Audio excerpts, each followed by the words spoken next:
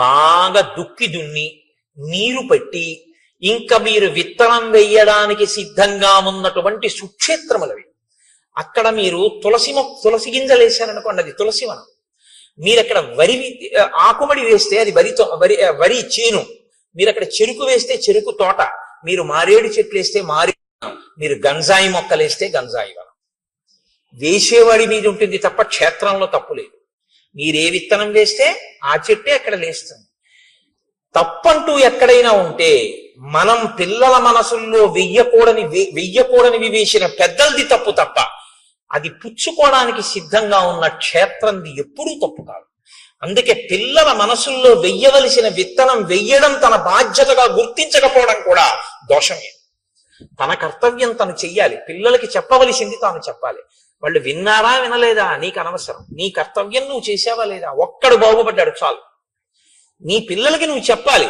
వాడు విన్నారా వినలేదా నీకు అనవసరం. నీ కర్తవ్యం నువ్వు చెయ్యి. ఇది శ్రీరామాయణం మనకి నేర్పుతుంది. రాజ్యాభిషేకాన్ని పొంది రామచంద్రమూర్తి చేత అనుగ్రహింపబడి తాను జీవితంలో మళ్ళీ పొందలేను అనుకున్న సుఖాల్ని తిరిగి పొంది ఆ సంతోషంతో కాలం గడుపుతున్నటువంటి సుగ్రీవుడు రామచంద్రమూర్తికి మాట ఇచ్చిన ప్రకారంగా 4 నెలలు గడిచిపోయిన తరువాత సీతమ్మ తల్లి అన్వేషణ కొరకు ప్రయత్నించవలసిన వాడు దాని యందు తదేక దృష్టితో ఆ కార్యం మీద ప్రణాళిక రచన చెయ్యడంలో విఫలమయ్యాడు. ఈలోగా శరదృతు వచ్చేసింది. సమృద్ధార్థంచ సుగ్రీవం మందధర్మార్థ సంగ్రహం అత్యర్థం అసతాం మార్గం ఏకాంతగత మానసం. ఈ శ్లోకాలు సుగ్రీవుణ్ణి ఉద్దేశించి చెప్తున్నట్లుగా ఉంటాయి. కానీ యథార్థానికి సమస్త జీవకోటి యొక్క పరిణామ క్రమంలో జరిగేటటువంటి ఒక పెద్ద దోషాన్ని ఆవిష్కరిస్తూ ఉంటాయి. అది చిట్ట చివర తీర్పు ఎక్కడుంటుంది అన్న దగ్గర నేను దాన్ని స్పృశించే ప్రయత్నం చేస్తాను. ప్రతి చోట ఆ విషయాన్ని ప్రస్తావన చేయకుండా చిట్ట చివర దీని ముగింపులో దీని సందేశం ఏమిటి అన్నది నేను మీకు ఆవిష్కరించే ప్రయత్నం చేస్తాను. మహర్షి అంటారు, పొందవలసినటువంటి రాజ్యాన్ని పొందినటువంటి వాడై ధర్మము అర్థము ఈ రెండిటిని పట్టుకోవడంలో విఫలమై ధర్మార్థములను పరిత్యజించినటువంటి వాడై నిరంతరము ఏకాంతమైనటువంటి సుఖమును కోరుకుంటున్నవాడై, అనగా స్త్రీ సంబంధమైన కామోపభోగమునందు అనురక్తిలో తలమునకలవుతూ, అసతాం మార్గం అంటే సత్పురుషులు అనుసరించినటువంటి మార్గమునందు సుగ్రీవుడు ఉన్నాడు. ఇప్పుడు సత్పురుషులు అనుసరించని మార్గంలో సుగ్రీవుడు ఉన్నాడు అంటే ఆయన ధర్మమునందు వైక్లభ్యం లేదు. ఆయన ఏదో వాలి చేసిన పొరపాటు లాంటి పొరపాట్లు చేశాడు అని కాదు, కానీ పురుషార్థములను సమన్వయం చేసుకోవడంలో పొరపాటు పడ్డాడు. సరే, మీరు వింటారు కదా దాని ఎందుకు మహర్షి అలా మాట్లాడతారు అన్నదాన్ని మీరు గమనిద్దురు గాని, నిర్వృత్త కార్యం సిద్ధార్థం ప్రమదాభిరతం సదా ప్రాప్తవంతం అభిప్రేతాన్ సర్వానేవ మనోరథాన్. ఆయన నిరంతరము కూడా భార్యల యందు అనురక్తి కలిగినటువంటి వాడై సిద్ధార్థం ఏది తాను పొందాలనుకున్నాడో దాన్ని పొందడం చేత కలిగినటువంటి అతిశయము వలన ఆ మీదుమిక్కిలిగా ఉన్నటువంటి ఆ సంతోషము చేత అతను ఇతర విషయములన్నింటినీ కూడా విడిచిపెట్టేశాడు. స్వాంచ పత్నీం అభిప్రేతాం తారాంచాపి సమీప్సితాం విహరంతం అహోరాత్రం కృతార్థం విగత జ్వరం. ఆయన తన భార్య అయినటువంటి రుమని పొందాలి అని చాలా కాలంగా అపేక్షిస్తున్నాడు. ఇవాళ వాలి వధ తర్వాత తన భార్యని తాను పొందగలిగాడు. ఇప్పుడు రుమతో పాటుగా వాలి భార్య అయినటువంటి తార కూడా సుగ్రీవుణ్ణే ఆశ్రయించి సుగ్రీవుడి భార్యగా ఆమె మసలుతోంది. నేను మీతో మనవి చేశాను ఈ విషయం. భర్త మరణించిన తరువాత సంధ్యావందనం చేసేటటువంటి అలవాటు ఉన్న వానర జాతిలో ఉన్న స్త్రీ ఆమె కోరుకుంటే ఆయన అన్నదమ్ముల్లో ఎవరినైనా పతిగా స్వీకరించవచ్చు. కాబట్టి ఇప్పుడు తార మళ్ళీ సుగ్రీవుణ్ణి భర్తగా స్వీకరించింది. కాతే కాంతా కస్తే పుత్ర సంసారోయమతీవ విచిత్ర కస్యత్వం తత్పుతయాయాత తత్వం చింతియ తదీయ భ్రాత. శంకర భగవత్పాదులు అందుకే అంటారు, ఎవరు భార్య, ఎవరు బిడ్డలు, ఎవరు నువ్వు, ఎవరి కోసం ఎవరు. ఏదో కొద్ది రోజులు ఆ బాధ, ఆ శోకం, ఆ తర్వాత ఎవరి గొడవ వాళ్ళది. 11వ రోజు వచ్చేటప్పటికి ఆస్తుల పంపకాల దగ్గర గొడవలు, వెళ్ళిపోయిన వాడిని తిట్టడం, అన్ని చోట్ల సామాన్యమైనటువంటి విషయం. బీరువాలు తీయడం, తీసిన తర్వాత ఇదే ఈయనించింది అని దెబ్బలాడడం, ఇన్ని చోట్ల చూడటం లేదు. కాబట్టి స్వాంచం ఆయన తార కూడా తనతో కూడినటువంటి కారణం చేత చాలా సంతోషంగా, అసలు అహోరాత్రం అంటే రాత్రి పగలు కూడా వేరొక వ్యవహారం అనేటటువంటిది ఏదీ లేకుండా స్త్రీ సుఖమును అపేక్షిస్తూ, స్త్రీ సుఖమును పొందుతూ ఆయన తన జీవితాన్ని తాను సంతోషం అనుకుని గడిపేస్తున్నాడు. క్రీడంతమివ దేవీశం నందనీ సరసాం గణై మంత్రిషు న్యస్త కార్యంచ మంత్రిణాం అనవేక్షకం. తాను రాజుగా నిర్వహించవలసినటువంటి బాధ్యతలు కొన్ని ఉంటాయి. ఇప్పుడు తను రాజ్యాన్ని పొందడంతో పాటుగా భార్యని కూడా పొందాడు, తారని కూడా పొందాడు. ఇప్పుడు ఆయనకి రెండూ వచ్చాయి, రాజ్యము వచ్చింది, భార్యలు వచ్చారు. కానీ దేనితో అంటకాగాడు అంటే ఒక్క భార్యలతోనే అంటకాగాడు. అలాగని రాచరికం వదిలిపెట్టాడా అంటే రాజుగానే ఉన్నాడు. మరి రాజ్య పాలన మంత్రులకు అప్పచెప్పాడు. సరే, మంత్రులకు అప్పచెప్పడం తప్పు కాదు, రాజు మంత్రుల యందు న్యాసం చేస్తాడు, ఆ బుద్ధితో ఉంటాడు. కానీ మంత్రులు తనకేమైనా సమస్య చెప్పవలసి వస్తే మంత్రులకి దర్శనం ఇవ్వడం. ఇది ఇక్కడ ఉంది అసలు సమస్య అంతా. మహర్షి మాట్లాడేటటువంటి మాటలు చాలా గంభీరంగా ఉంటాయి. ఆయన అంత తేలికగా ఏం మాట్లాడరు. ఇంకొకళ్ళ యొక్క ప్రవర్తనని పరిశీలనం చేసి ఆ శ్లోకాన్ని చెప్పేటప్పుడు వాల్మీకి మహర్షి శ్లోకాల్ని జాగ్రత్తగా పట్టుకుంటే మనం ఎలా ఉంటున్నాము అన్నది కూడా మనం పరిశీలనం చేసుకోవాల్సి ఉంటుంది. రెండూ పొందినటువంటి వాడు రెండిటి యందు బుద్ధి పెట్టి ఉంటే, రాజ్యపాలన సక్రమంగా చేసి భార్యల యందు అనురక్తితో ఉంటే అందులో మీరు నేను పెద్ద పట్టించుకోవాల్సిన విషయం, రామాయణంలో శ్లోకం రచన చేయవలసిన అవసరం వాల్మీకి లేదు. ఆయన రాజుగా ఉండి ఆ రాజ్యమునకు సంబంధించిన వ్యవహారములు మంత్రులకు విడిచిపెట్టాడు. ఇప్పుడు మంత్రులు ఏదైనా సమస్య వస్తే రాజు నిర్ణయం చేయాలి. రాజు నిర్ణయం చేయాలంటే మంత్రులు ఎవరిని కలవాలి? రాజుని కలవాలి. కానీ మంత్రులకి రాజదర్శనం లేదు. ఎందుకు లేదు? అహోరాత్రము తార రుమ ఇతర పత్నులతో తిరుగుతూ ఉండడం వల్ల మంత్రులకి దర్శనం ఇవ్వడు. మంత్రులకే దర్శనం ఇవ్వని వాడు ప్రజలకేం దర్శనం ఇస్తాడు? కాబట్టి ఇప్పుడు ప్రజలు తమ కష్టం చెప్పుకోవాలి అంటే రాజు యొక్క దర్శనం లేదు. మంచి వాళ్ళై మంత్రులు మంచిగా పరిపాలిస్తే పర్వాలేదు, లేకపోతే అసలు రాజుకి ప్రజలకి మధ్య ఏ విధమైనటువంటి సమన్వయం లేదు. ప్రజలు ఎలా ఉన్నారో ఏమైపోతున్నారో ఆయనకు అనవసరం. ఆయన రాజుగా సుఖములను అనుభవించడానికి మాత్రం రాజపదవిని వాడుకుంటున్నాడు తప్ప, రాజపదవిని అనుభవిస్తున్నవాడు రాజుగా తన కర్తవ్యాన్ని చెయ్యడాన్ని విస్మరించాడు. ఇది మహర్షి యొక్క తీర్పు. కాబట్టి క్రీడంతమివ దేవేశం నందనే సరసాం గణై మంత్రిషు న్యస్త కార్యంచ మంత్రిణాం అనవేక్షకం. దేవేంద్రుడు నందనవనంలో తన భార్యలతో విహరిస్తూ ఎంత సంతోషంగా గడుపుతాడో, అప్సరసలతో విహరిస్తూ ఎంత సంతోషంగా గడుపుతాడో, అలా ఆయన కూడా తన భార్యలతో నిరంతరము వనముల యందు ఉపవనముల యందు విహరిస్తూ కాలాన్ని గడిపేస్తున్నాడు. కానీ ఒక ఆయన ఉన్నారు, ఆయన మహాప్రాజ్ఞుడు, బుద్ధిమతాం వరిష్టం. ఆయన గుర్తిస్తున్నాడు, రెండిటినీ గుర్తిస్తున్నాడు.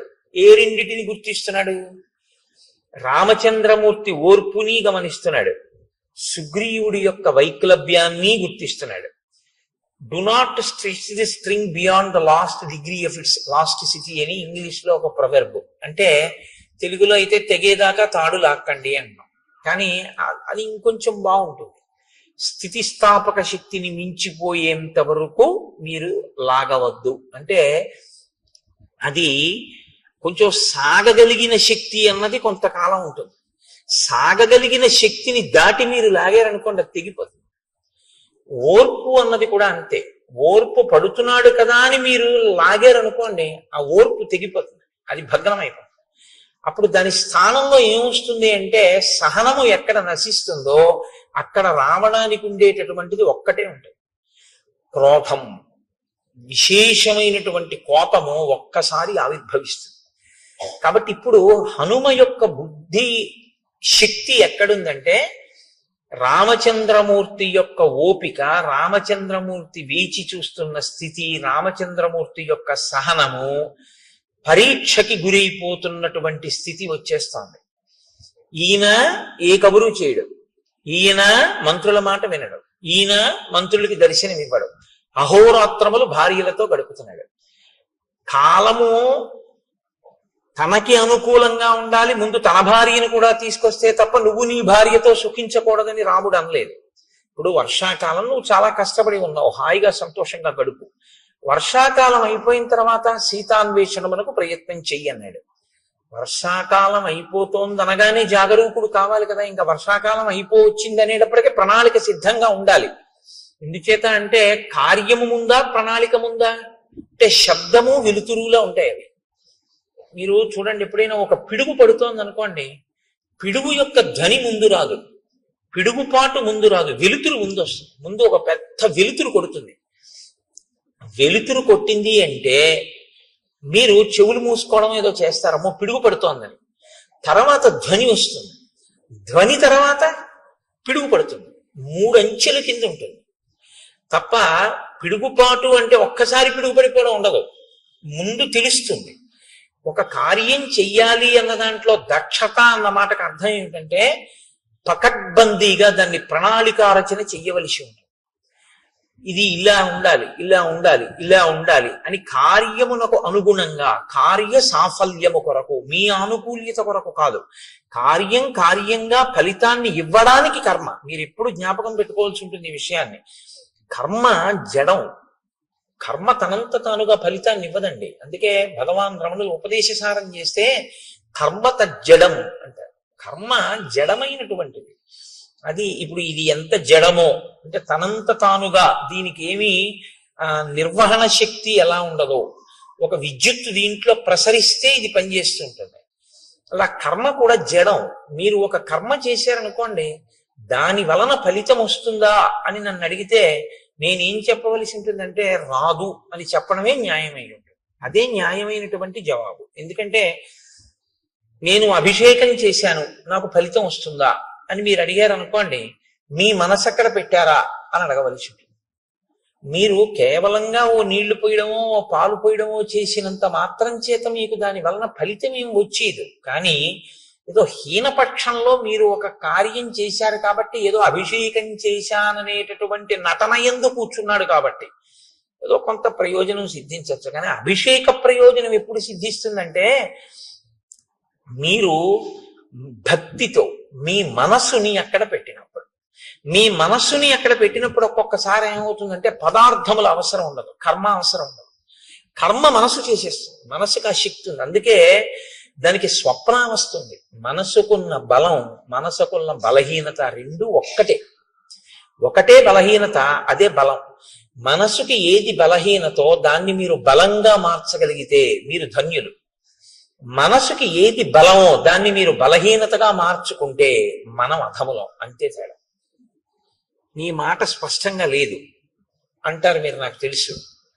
మీరు ఒక కర్మ చేస్తున్నారు అనుకోండి, ఆ కర్మ చేసే ముందు దాని యందు శ్రద్ధ అంటే భక్తి, అది ఎందుకు చేస్తున్నాం మనం అన్న విషయం మీద కొంత అవగాహన ఉండాలి. అది దీని కొరకు ఉద్దేశింపబడింది అన్నప్పుడు ఆ కోణంలోనే మీరు దాన్ని చెయ్యవలసి ఉంటుంది తప్ప, ఏదో కర్మని కర్మగా చేశారనుకోండి. అన్నవరం సత్యనారాయణ స్వామి వారి వ్రతం 116 గంటలు కూర్చుని చేశాయనుకోండి, మీరు 116 మందిని త్రికరణ శుద్ధిగా చెప్పండి ఎందుకు చేశారు అని అడిగారు అనుకోండి. మేమందరం మా అమ్మాయి పెళ్లి కోసం చేశాం అన్నారు అనుకోండి, ఇప్పుడు చెయ్యకుండా చూస్తున్న ఆయన కూతురు పెళ్లి సెటిల్ అవ్వచ్చు. అదేమిటండి అని మీరు అడగచ్చు. ఈయన నవగ్రహ మంటపాన్ని ఆవాహన చేస్తూ సెల్ ఫోన్ మాట్లాడతాడు. ఇంకేవి పూజ అది? అది వ్రతం కాదు, అది వ్రత భంగం. వ్రతముల్ చేయుచునొక్కమారైన యవ్వారిన్ విచారించినన్ వ్రతభంగంబులు మానునట్టి వరదున్ వామాక్షు ఇక్షించియున్ గత చేలా ప్లవనంబు నీడు వ్రతభంగంబంచు పాలతటన్యస్తకరబ్జలై సరసలీలం రొక్కిరట్లందరూ అంటారు పోతన గారు కాత్యాయని వ్రతం గురించి మాట్లాడుతూ. ఎవరు మనసు తీసుకెళ్లి అక్కడ పెట్టాడో వాడికి పదార్థము యొక్క అవసరం లేకుండా వాడు సృజించగలడు. స్వప్నం అందుకే కదండి వచ్చింది. స్వప్నంలో మీ శరీరం ఏమీ వెళ్ళదు, మీ కళ్ళేమీ చూడవు, మీరేం వెళ్ళరు. కానీ స్వప్నావస్థ మీరు జాగృతి యందు ఎలా ఉన్నారు అన్నదానికి ఒక రుజువు. మీరు నిజంగా జాగృతులు అంటే మీ ఇంద్రియములు తెలివిగా ఉండగా మీ ఇంద్రియములన్నీ ఆ వస్తువునే పట్టుకుని ఉంటే మనసు ఏం చేస్తుందో తెలుసా అండి? మీరు నిద్రపోయినప్పుడు మీ ఇంద్రియాలు ఏం పట్టుకున్నాయో దాన్నే మీకు చూపిస్తుంది, ఇంకొక దాన్ని చూపించదు. నేను రామాయణం మీద తదేక దృష్టితో ఉండి రామాయణం చెప్తున్నాను అనుకోండి, నాకు రాత్రి కళ ఏం రావాలంటే సీతారాముల యొక్క పాదార్చన నేను చేస్తున్నట్టు కళ వస్తే నేను చెప్పిన రామాయణానికి నేను సిద్ధి పొందుతున్నాను అని గుర్తు. ఎందుకని? నాకు నిజంగా రామాయణం చెప్పేటప్పుడు ఆ సీతారాముల మీద అంత భక్తి విశ్వాసాలతో నా మనసు పొంగిపోయినది నిజమైతే, నేను రామాయణం చదువుకునేటప్పుడు అంత భక్తితో అంత ప్రీతితో నేను చదువుకుని నాకు ఎప్పుడు ఆ రాముడే ఆ సీతమ్మే జ్ఞాపకానికి వస్తే నా కలలో మనసు ఏం చేస్తుందంటే, ఈ కన్ను చూడనిది, ఈ చెవి విననిది, ఈ చెయ్యి ముట్టుకోవడానికి పక్కన లేని తులసి దళాల్ని తీసుకొచ్చి సీతారాముల పాదములను రాత్రి నా కన్నుల ముందు ఉంచుతుంది. కదలని ఈ చెయ్యి కదిలి, కదలని అంటే బాహ్యంలో కదలని చెయ్యి ఆంతరమునందు కదిలి అక్కడ లేని తులసి దళాల్ని తీసి ఆయన పాదముల మీద వేస్తుంది. అలా వేసింది అంటే ఖచ్చితంగా నువ్వు రామానుగ్రహాన్ని పొందుతున్నావు అని గుర్తు. ఎప్పుడు పొందింది అలాగా? ఓ కళ నువ్వు రా, నాకు సీతారాముల కల్లోకి రావాలి, నేను కల్లో సీతారాముల పాదాల మీద తులసి దళాలు వెయ్యాలని మీరు సంకల్పం చేసి పడుకోండి, వస్తుందేమో? రాదు. మీరు దేన్ని చూశారో ఎక్కువ మీ బుద్ధి దేని మీద ఉందో దాన్ని పట్టుకుంటుంది మనసు.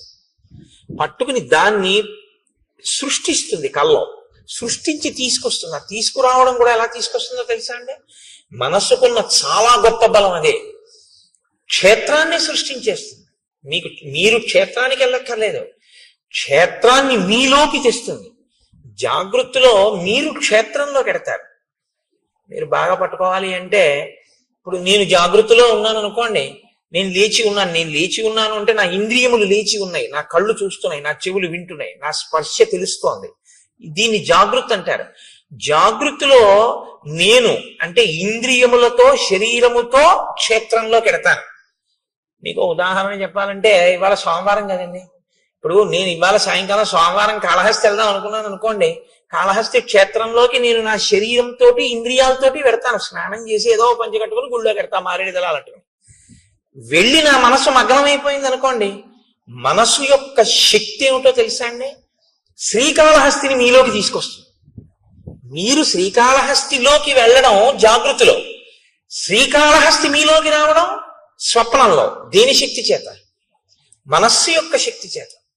మీరు ఇలా దేవాలయంలోకి వెళ్ళి ఎడం పక్కకి తిరిగి ఆ పెద్ద గణపతి మూర్తిని చూసి, ఇలా 2 శూలాలు పెట్టినటువంటి చెంగల్వరాయ సన్నిధి అని ఆ సుబ్రహ్మణ్యుణ్ణి చూసి మెట్లు దిగి ఎడం చేతి పక్కన ఉన్నటువంటి దేవతామూర్తుల్ని చూస్తూ కుడి పక్కకి తిరిగి లోపలికెళ్ళి నవగ్రహ కవచం కట్టుకున్నటువంటి చతురస్రాకారపు పొడుగ్గా ఉన్నటువంటి పెద్ద శివలింగం పక్కన ప్రమిదిలో వెలుగుతున్నటువంటి దీపం గాలికి ఇలా కొట్టుకుంటుంటే అదే వాయులింగం అనుకుని అంతరాలయంలోకి వెళ్ళి చూస్తే గోడలో మహానుభావుడు ఆ భక్త కన్నప్ప ఉంటే, ఆహా కన్నప్ప నీ అదృష్టం కదయ్యా, నీ భక్తి ఇక్కడికి చేరావనుకుని మీరు మారేడు దళాలు పుచ్చుకుని దేవాలయం వెనక్కి తిరిగితే వెనక గోడ మీద ఆవిర్భావలింగం ఉంటుంది. అంటే శివలింగం ఉండి, శివలింగం ఇలా కోసినట్టుగా ఉండి అందులోంచి శివుడు కనపడతాడు, తల కనపడదు, పాదాలు కనపడవు. అంటే ఏ పరమాత్మ యొక్క కింది భాగాన్ని పై భాగాన్ని నువ్వు తెలుసుకోలేవో, అనంతమై ఉన్నాడో, అనంతమైనటువంటి పరమాత్మ చేత పరివ్యాప్తమైన లింగస్వరూపమై బ్రహ్మాండమంతా ఉంది అని తెలుసుకోదగినటువంటి ఆవిర్భావలింగాన్ని దేవాలయం వెనకాతల చూసి మీరు వెళ్ళేటప్పుడు ఆ కుడి చేతి పక్కన మొదట ప్రదక్షిణ మార్గంలోనే ఆ దుర్గమ్మ తల్లిని చూసి వెనక ఆవిర్భావలింగం, మళ్ళీ కుడి పక్కకి తిరిగితే మీ కుడి చేతి వైపు కోష్ట గణపతి, మీరు అలా తిరిగి వచ్చి మళ్ళీ శివలింగాన్ని చూసి అలా బయటికి వెళ్ళి కుడి చేతి పక్కకి తిరిగి నడుస్తుంటే వేదిక మీద నల్లటి గుడ్డలు దీపాలు వెలిగించి పట్టుకెళ్ళి అక్కడ పెట్టేటటువంటి శనీశ్వరమూర్తి దగ్గర నుంచి వెంకటేశ్వరుడు, కనకదుర్గమ్మ వారు, మళ్ళీ మీరు ఇలా కుడి పక్కకి తిరిగితే అరుగు మీద 63 మంది నాయనార్లు, నాయనార్లని దాటిన తర్వాత ఎడం పక్కన మార్కండేయ లింగం, మార్కండేయ లింగం దాటి మీరు కొంచెం ముందుకెళ్ళి కుడి పక్కకి తిరిగితే ఓ చిన్న గుడిలా ఉండి అందులో ఓ శివలింగం, మీకు అనురక్తి ఉంటే కసిన తుమ్మి పూలు మారేడు దళాలు పట్టుకెడితే మీ చేత్తో మీరు మార్కండేయ లింగం మీద శివలింగం మీద మీరు పూజ చేసుకోవచ్చు. శ్రీకాళహస్తిలో మీరు అక్కడ మెట్లు దిగి ఇలా కిందకి ఎదురుగుండా చూస్తే నిలబడి ఉన్నటువంటి జ్ఞానప్రసూనాంబ, పెద్ద కిరీటం, అమ్మవారి కిరీటంలో ఉన్నటువంటి పెద్ద మణి, ఆ తల్లి యొక్క స్వరూపం, ఆవిడ కట్టుకున్న చీర, ఇంత పెద్ద కుంకం చాలలు బొట్టు పెట్టుకున్నటువంటి వృద్ధ అర్చకుడు, ఆయన తీసుకెళ్లి అమ్మవారికి కుంకుమార్చన చేసి ఉండడం వల్ల ఆయన అరికాళ్ళు కూడా ఎర్రపడిపోయి అంచులు కూడా కుంకంతో ఎర్రబడి, ఆయన కూర్చున్నప్పుడు పృష్ఠభాగం పంచ ఉత్తరీయం కూడా కుంకం అంటుకుపోయి, ఆయన అరిచేతులన్నీ కుంకంతో ఉండి ఆయన నీరాజనం తీసుకొచ్చి మీకు ఇస్తే మీరు నీరాజనం తీసుకుని పువ్వులు తీసుకుని అమ్మవారి ఆలయానికి ఇలా ప్రదక్షిణం చేసి బయటికి వస్తూ ఉంటే అభిషేకం టికెట్ ఉన్న వాళ్ళకి ఉత్తరీయాలు వేస్తున్నటువంటి ప్రదేశం, ఆ ఎడం చేతి పక్కన ఉన్నటువంటి స్వామివారి ఊంజల్ మంటపం, అక్కడ ఉన్నటువంటి ఆ అద్దాల మంటపం, అది చూసి మీరు బయటికి వచ్చి మళ్ళీ ఇలా కుడి చేతి పక్కకి తిరిగి కుడి పక్క మెట్లెక్కితే ఒక చోట గీసినటువంటి వృత్తంలో నిలబడి చూస్తే మీకు ఎదురుగుండా కాళహస్తీశ్వరుని యొక్క శిఖర దర్శనం, ఇంకొక వృత్తంలో నిలబడి మీరు ఇలా చూస్తే అమ్మవారి శిఖర దర్శనం, ఇంకొక వృత్తంలో నిలబడి మీరు చూస్తే కొండ మీద ఉన్నటువంటి కన్నప్ప గుడి దర్శనం, యమధర్మరాజ ప్రతిష్ఠిత లింగం, అది దాటిటొస్తే ధర్మరాజ ప్రతిష్ఠిత లింగం అన్నట్టుగా ఉన్నటువంటి ఆ స్ఫటిక స్వరూపం, మీరు మళ్ళీ కుడి పక్కకి తిరిగితే కన్నప్ప లింగం అరుగు మీద, ఇలా కుడి పక్కకి తిరిగి చూస్తే దక్షిణాభిముఖంగా దక్షిణామూర్తి, అద్భుతమైన అలంకారంతో ఉన్న స్వామి, మీరక్కడ కింద పడి నమస్కారం చేసి ఎడం పక్కకి తిరిగి రాజద్వారంలోంచి బయటికి వెడితే ఎడం పక్కన ప్రసాదాల కౌంటరు, ముందుకెడితే నిత్యాన్నదానం, మళ్ళీ కుడి పక్కకి తిరిగితే ఓ పెద్ద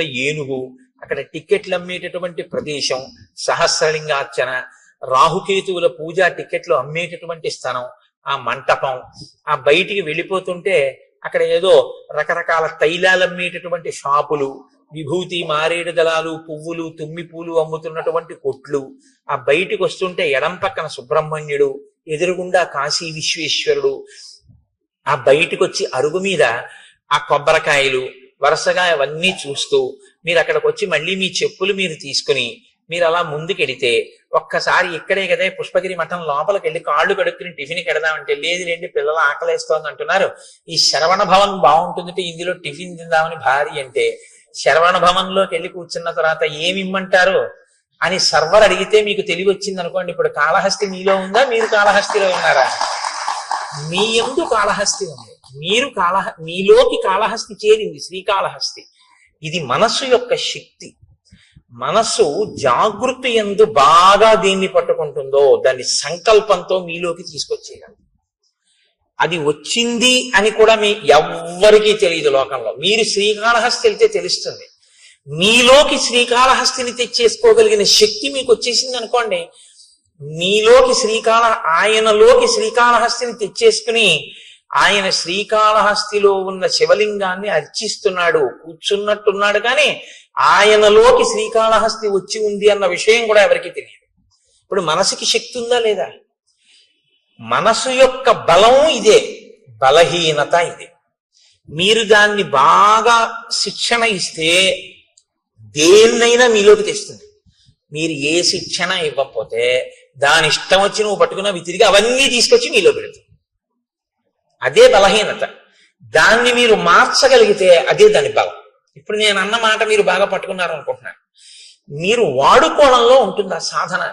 ఈశ్వరుడు ఈ మనస్సును అందరికీ ఇచ్చాడు. దీన్ని మీరు వాడారా మీలోనే బ్రహ్మాండములన్నీ ఉంటాయి. మీరు ఎక్కడికి వెళ్ళక్కర్లేదు. మార్నింగ్ వాక్ చేస్తూ మీరు అలా తిరుగుతూ మీరు ఇవాళ నేను 7 నదులలో స్నానం చేస్తానంటే చెయ్యొచ్చు. నేను ఇవాళ 7 క్షేత్రాలని చూస్తాను అనుకుంటే మార్నింగ్ వాక్ చేస్తే మీరు 7 క్షేత్రాలని చూడొచ్చు. మీరు పైకి శరీరం తిరుగుతూ ఉంటుంది, మీరు శృంగేరి వెళ్ళిపోయి శృంగగిరిలో ఉన్నటువంటి శారదాంబ దేవాలయాన్ని, ఆ విద్యాశంకరుల దేవాలయాన్ని, తుంగా నదిని, కప్పకి నీడపట్టిన పాము స్నానం, చేపలు మరమరాలు వేసినట్టు మీరు స్నానం చేసి మీరు ఆ వారధి దాటి ఆ పావులుంటాయి జాగ్రత్త అని బోర్డులో ఉన్న వనంలోంచి వెళ్ళి ఎదురుగుండా చంద్రశేఖర భారతీ స్వామి మొదలైన మహాపురుషుల యొక్క సన్నిధానాలు చూస్తూ ఎడం పక్కకి తిరిగి పూర్వం ఉన్నటువంటి గురువులందరూ కూడా అక్కడ ఉండే అభిషేకాలు కూడా చేస్తే ఇరుగ్గా ఉన్నటువంటి ప్రాంగణంతో కూడుకున్న గురునివాసిని, ఆ పక్కన ఉన్న విశాలమైన భవంతిని, అందులో ఉన్న పెద్ద హాల్ని, అక్కడ పెట్టినటువంటి శంకరాచార్యుల వారిని, స్వామివారికి బహూకరింపబడిన పెద్ద తంజావూరు వీణ, వాటినన్నింటినీ మీరు చూస్తూ శంకర భగవత్పాదులు వారి శిష్యులు, ఆ గోడలు, వేదిక, తెర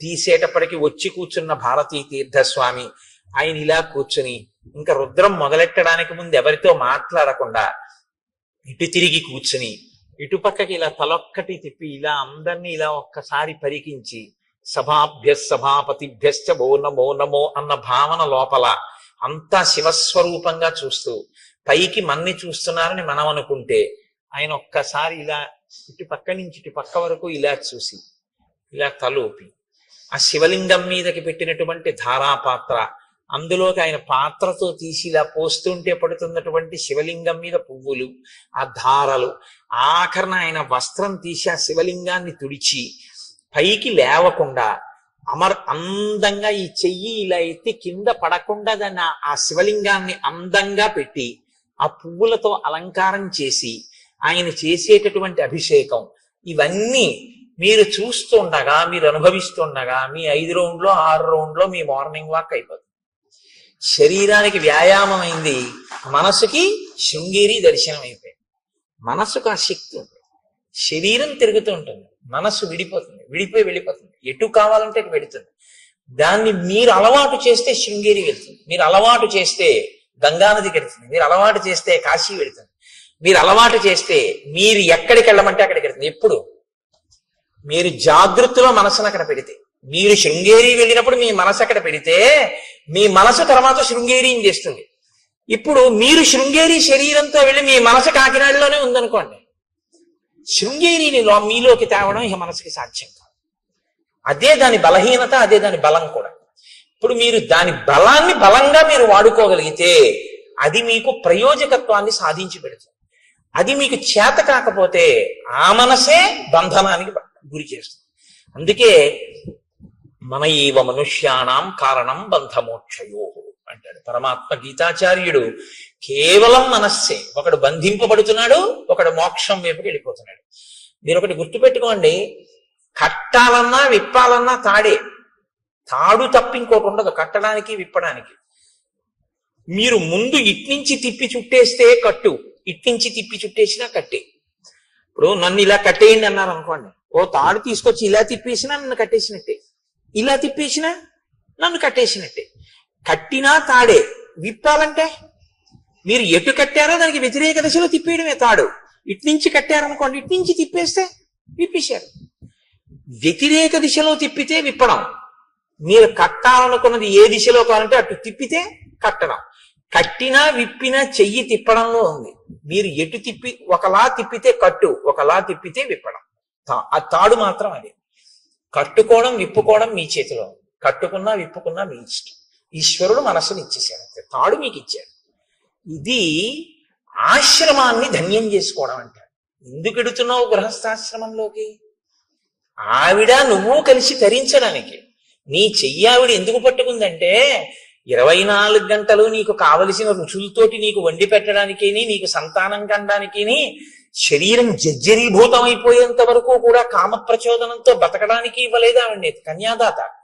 ఆవిడ్ని నీ పక్కన ధర్మపత్నిగా పెట్టుకుని నువ్వు పుణ్యకర్మలు చేసి నీ పుణ్యంలో సగభాగం ఆవిడికిచ్చి ఆవిడ్ని ఉద్ధరిస్తావన్న ఉద్దేశ్యంతో ఆవిడ్ని ఇచ్చాడు.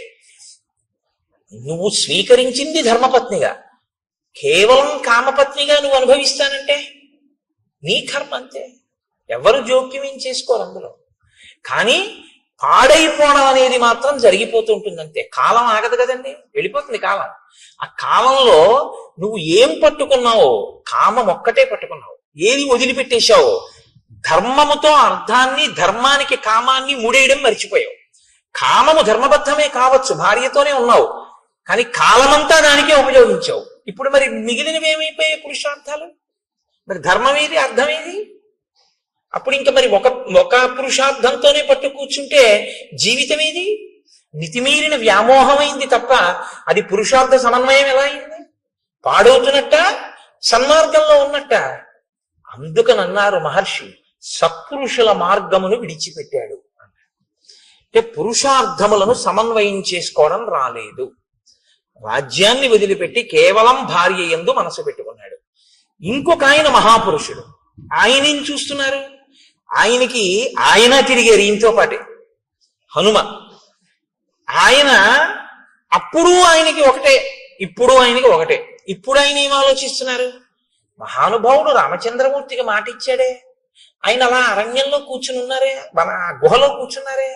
మరి శరత్కాలం వచ్చేసింది, ఈయనేమో చెయ్యవలసిన ప్రణాళికారచన చెయ్యట్లేదు. ఇంతకీ ఎక్కడ బయలుదేరాను? పిడుగు, ధ్వని, వెలుతురు, ముందు ప్రణాళికారచన అన్నది ఒకటి ఉండాలి కదా. ఆయన కోపడ్డాక నువ్వు వానరాలను పిలవడం వేరు, నువ్వు ముందు ప్రణాళిక ఏది నీకు? రేపు రాముడు వచ్చి అడిగితే ఏం చెప్తావు? కనీసం అయ్యా నేను కబురు చేశానండి అని చెప్పడానికి నీకు ఒకటి ఉండాలిగా, చేసిన పని. అసత్యం చెప్పలేదుగా రాముడితో. ఇప్పుడు ప్రభువుని రక్షించడం అంటే అది మంత్రి అంటే. కనీసంలో కనీసం ఈయనకి గుర్తు చేసి ఆ సైన్యాధిపతిని పిలిచి, ఒరే సైన్యాలన్నీ సిద్ధం చేయండిరా, మనం ఎప్పుడప్పుడు వెళదామంటే, ఒకవేళ రాముడికి కోపం వచ్చినా అయ్యా నేను కబురు చేశానండి అని చెప్పడానికైనా ఉంటుంది. బతుకుతాడు రాజు. రాజుని రక్షించాలి సచివుడు. కాబట్టి మహానుభావుడు అయ్యాడు హనుమ. అందుకే ఆయన ఎక్కడుంటే అక్కడ బ్రతుకుతారు మనుషులు, ఆయన ఎక్కడుంటే అక్కడ బ్రతుకుతారు. కాబట్టే ఇప్పుడు ఆయన సాచివ్యం చేశారు. కాబట్టి ఆయన ఆలోచించారు. ఆలోచించి సుగ్రీవుడి దగ్గరికి వెళ్ళి ఆయన ఒక మాట చెప్తున్నారు. తదిదం మిత్ర కార్యం నః కాలాతీతం అరిందమ తదిదం క్రియతాం రాఘవస్వైత వైదేహ్యా పరిమార్గణం తదిదం వీర కార్యంతే కాలాతీతమరిందమ. నీవు మిత్రకార్యమును చెయ్యవలసినటువంటి అవసరం ఉంది. నీకు మిత్రులు ఉపకారం చేశారు, తిరిగి నువ్వు ప్రత్యుపకారం చెయ్యాలి. ప్రత్యుపకారం చెయ్యడం అనేటటువంటిది నీ మనసులో అవకాశం సావకాశం అని అనిపించినప్పుడు చేయడం కాదు. ఏ కాలంలో చెయ్యాలో ఆ కాలంలో చెయ్యాలి. ఏ కాలంలో చెయ్యాలని రాముడు చెప్పాడు? వర్షాకాలం అయిపోయాకని చెప్పాడు. వర్షాకాలం అయిపోయింది, నువ్వు మొదలు పెట్టాలి. ఇప్పుడు రాముడి వైపు నుంచి కాదు మొదలవ్వవలసింది, రాముడు నీకు ఇచ్చిన సమయం అయిపోయింది. ఇప్పుడు ప్రత్యుపకారం నీ వైపు నుంచి మొదలవ్వాలి. నువ్వు దాన్ని విస్మరించావు. కాబట్టి ఇప్పుడు ఎప్పుడైతే నువ్వు విస్మరించావో నువ్వు కృతాపరాధుడవయ్యావు, నువ్వు అపరాధం చేసిన వాడివయ్యావు. ఆయన ఇంకా చాలా గొప్ప ధర్మంలో ఉన్నాడు. ఏమిటి ఆయన పట్టుకున్న గొప్ప ధర్మం? నచ కాలం అతీతంతే నివేదయతి కాలవిత్ పరమాణోపి సన్ ప్రాజ్ఞ తవ రాజన్ వశానుద. ఇచ్చిన కాలం దాటిపోయింది, సుగ్రీవుడు ఏ ప్రయత్నం చెయ్యట్లేదు అని తెలుసున్నా ఆయన ఇంకా ఓపిక పడుతున్నాడు. పోన్లే చూద్దాం చూద్దాం చూద్దాం అని ఆలోచిస్తున్నాడు. నీ అంత నువ్వు ముందుకొస్తే తనొక కఠినమైన మాట అన్నానన్న బాధ తనకి మిగలకూడదని నువ్వు ఇది గుర్తించట్లేదు. గుర్తించకుండా కాలమును దుర్వినియోగం చేస్తున్నావు. ఒకసారి దుర్వినియోగం కాని అయిందో ఆ తర్వాత నువ్వు మనసులో ఉపకారం చేద్దామని అనుకున్నా సరే కాలమునందు చెయ్యవలసినది చెయ్యలేదు కనుక నువ్వేం చేయవలసి ఉంటుందో తెలుసా? తల ఉంచుకుని నిలబడి క్షమార్పణ చెప్తా పని చేయవలసి ఉంటుంది. ఇప్పుడు ఆ పని చేసినా చెయ్యవలసిన వేళకి చేసిన వాడన్న ఖ్యాతి ఉండదు, మరిచిపోయి గుర్తు చేస్తే చేసిన వాడన్న పేరు వస్తుంది. చెయ్యలేదా? చేశావు, ఉపయోగం ఉందా? లేదు. మీకండి రామాయణంలో టైం మేనేజ్మెంట్ అని ఇవ్వాలంటున్నారు.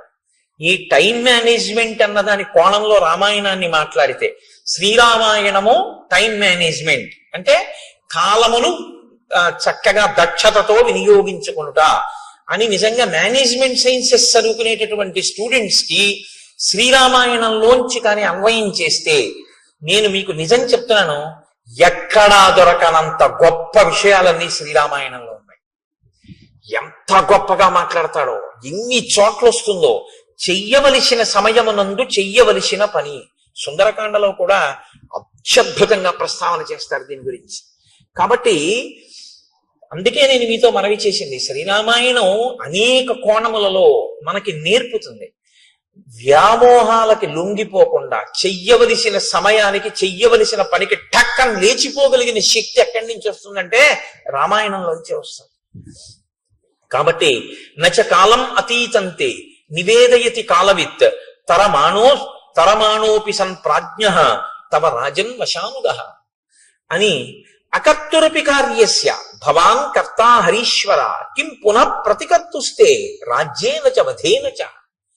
రాజా, నువ్వు ప్రత్యుపకారం చేసేటటువంటి స్వభావం లేనివాడివని నేను అంటలేదు, నువ్వు అటువంటి వాడివని నేను అన్నాను. ఎందుకంటే ప్రత్యుపకారం చెయ్యడం కాదు, నీకున్నటువంటి లక్షణం ఏమిటో తెలుసా? అసలు ఉపకారం చెయ్యని వాడికి ఉపకారం చేస్తావు. అంత మంచివాడివి, చాలా మంచివాడివి, అందులో ఇంక సందేహమేం లేదు. భవాన్ కర్తా హరీశ్వర, ఓ వానర రాజా, నువ్వు అటువంటి ఉపకార బుద్ధి కలిగిన వాడివి. కానీ కిం పునః ప్రతికర్తుస్తే రాజ్యేనచ వధేనచ, రెండు గొప్ప కార్యములు నీకు చేశాడు రాముడు. ఒకటి రాజ్యం ఇచ్చాడు, రెండు రాజ్యం ఇవ్వడం కాదు, ఎవరు బతికుండగా నీకు అసలు రాజ్యము ప్రాణము భార్య ఈ మూడు సంశయాత్మకమో అటువంటి వాణ్ణి తన ప్రాణాలు పణంగా పెట్టి చంపాడు. వాలి ఇలా చూశాడు అనుకోండి, ఆయన వేగానికి హద్దు ఉందంటే ఇంకా అంటే రాముడు నిగ్రహించలేడా అన్నది పక్కన పెట్టండి, చాలా పెద్ద ప్రమాదకరమైన పరిస్థితి వచ్చేస్తుందా, వచ్చేదా. కాబట్టి తన ప్రాణములను పణంగా పెట్టి వాలిని వధించాడు. నువ్వేం చేస్తున్నావు? చెయ్యవలసిన సమయానికి చెయ్యవలసినటువంటి పని చెయ్యాలి. ఏమండి, నేను ప్రత్యుపకారం చెయ్యని వాడిని కాను, ఎవరో నాకు ఉపకారం చెయ్యని వాళ్ళకు కూడా వాళ్ళకి చేశాను, వీళ్ళకి చేశాను, వాళ్ళకి చేశానంటే నువ్వు నోరు ముయ్యవయ్యా. నీ ఈ రాజ్యం అసలు చేయడానికి ఎవడిచ్చాడు? ఆయనకి చెయ్యని దానికి మిగిలిన వాళ్ళకి చేస్తే ఎంత, చేయకపోతే ఎంత, అసలుది చేశావా అని అడుగుతాడు. ఏది ముఖ్యమో అది వదిలిపెట్టావు, ఏవి చిన్న చిన్నవి చేసినా చేయకపోయినా పర్వాలేదో అవి చేస్తున్నావు. ఏమిటి ఉపయోగం? కొన్ని వేల పట్టున చేయవలసి ఉంటాయి, కొన్ని వేల తప్పి చేసినా వచ్చే ప్రమాదం ఏమి ఉండదు. అవి వేల పట్టున చేయవలసినవి వేల పట్టున చేసేయాలి మీరు. దానికి మీరు ఇంక ఎంత ఖచ్చితంగా ఉండాలంటే అందులో ప్రత్యేకమైనటువంటి క్రమశిక్షణ ఉండాలి. ప్రత్యేకించి బ్రాహ్మీ ముహూర్తంలో అంటే ఉదయం వేళలో ఎంత త్వరగా వీలైతే అంత త్వరగా పూజామందిరంలోకి వెళ్ళిపోవాలి. పూజామందిరంలోకి వెళ్ళడానికి తను దానికి సిద్ధపడడానికి మధ్యలోకి ఎంతో అవసరమైతే తప్ప, అసలు తప్పించడానికి కుదరకపోతే తప్ప మీరు ఎట్టి పరిస్థితుల్లోనూ ఏ కార్యాన్ని దాని మధ్యలోకి రావడాన్ని మీరు అనుమతించకూడదు.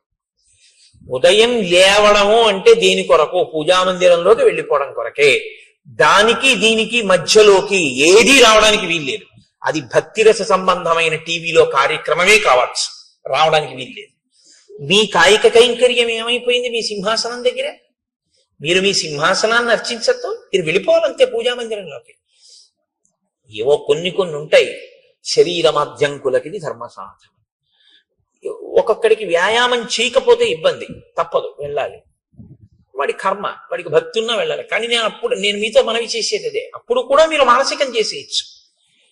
ఇతరుల దృష్టిలో మీరు వాకింగ్కి వెళ్ళినట్టు ఉండొచ్చు, కానీ మీరు దాన్ని ఈశ్వరారాధనగా మార్చుకోవచ్చు. మీరు బెంగ పెట్టుకోక్కర్లేదు, అయ్యో నేను చేయలేకపోతున్నానని అనుకోక్కర్లేదు.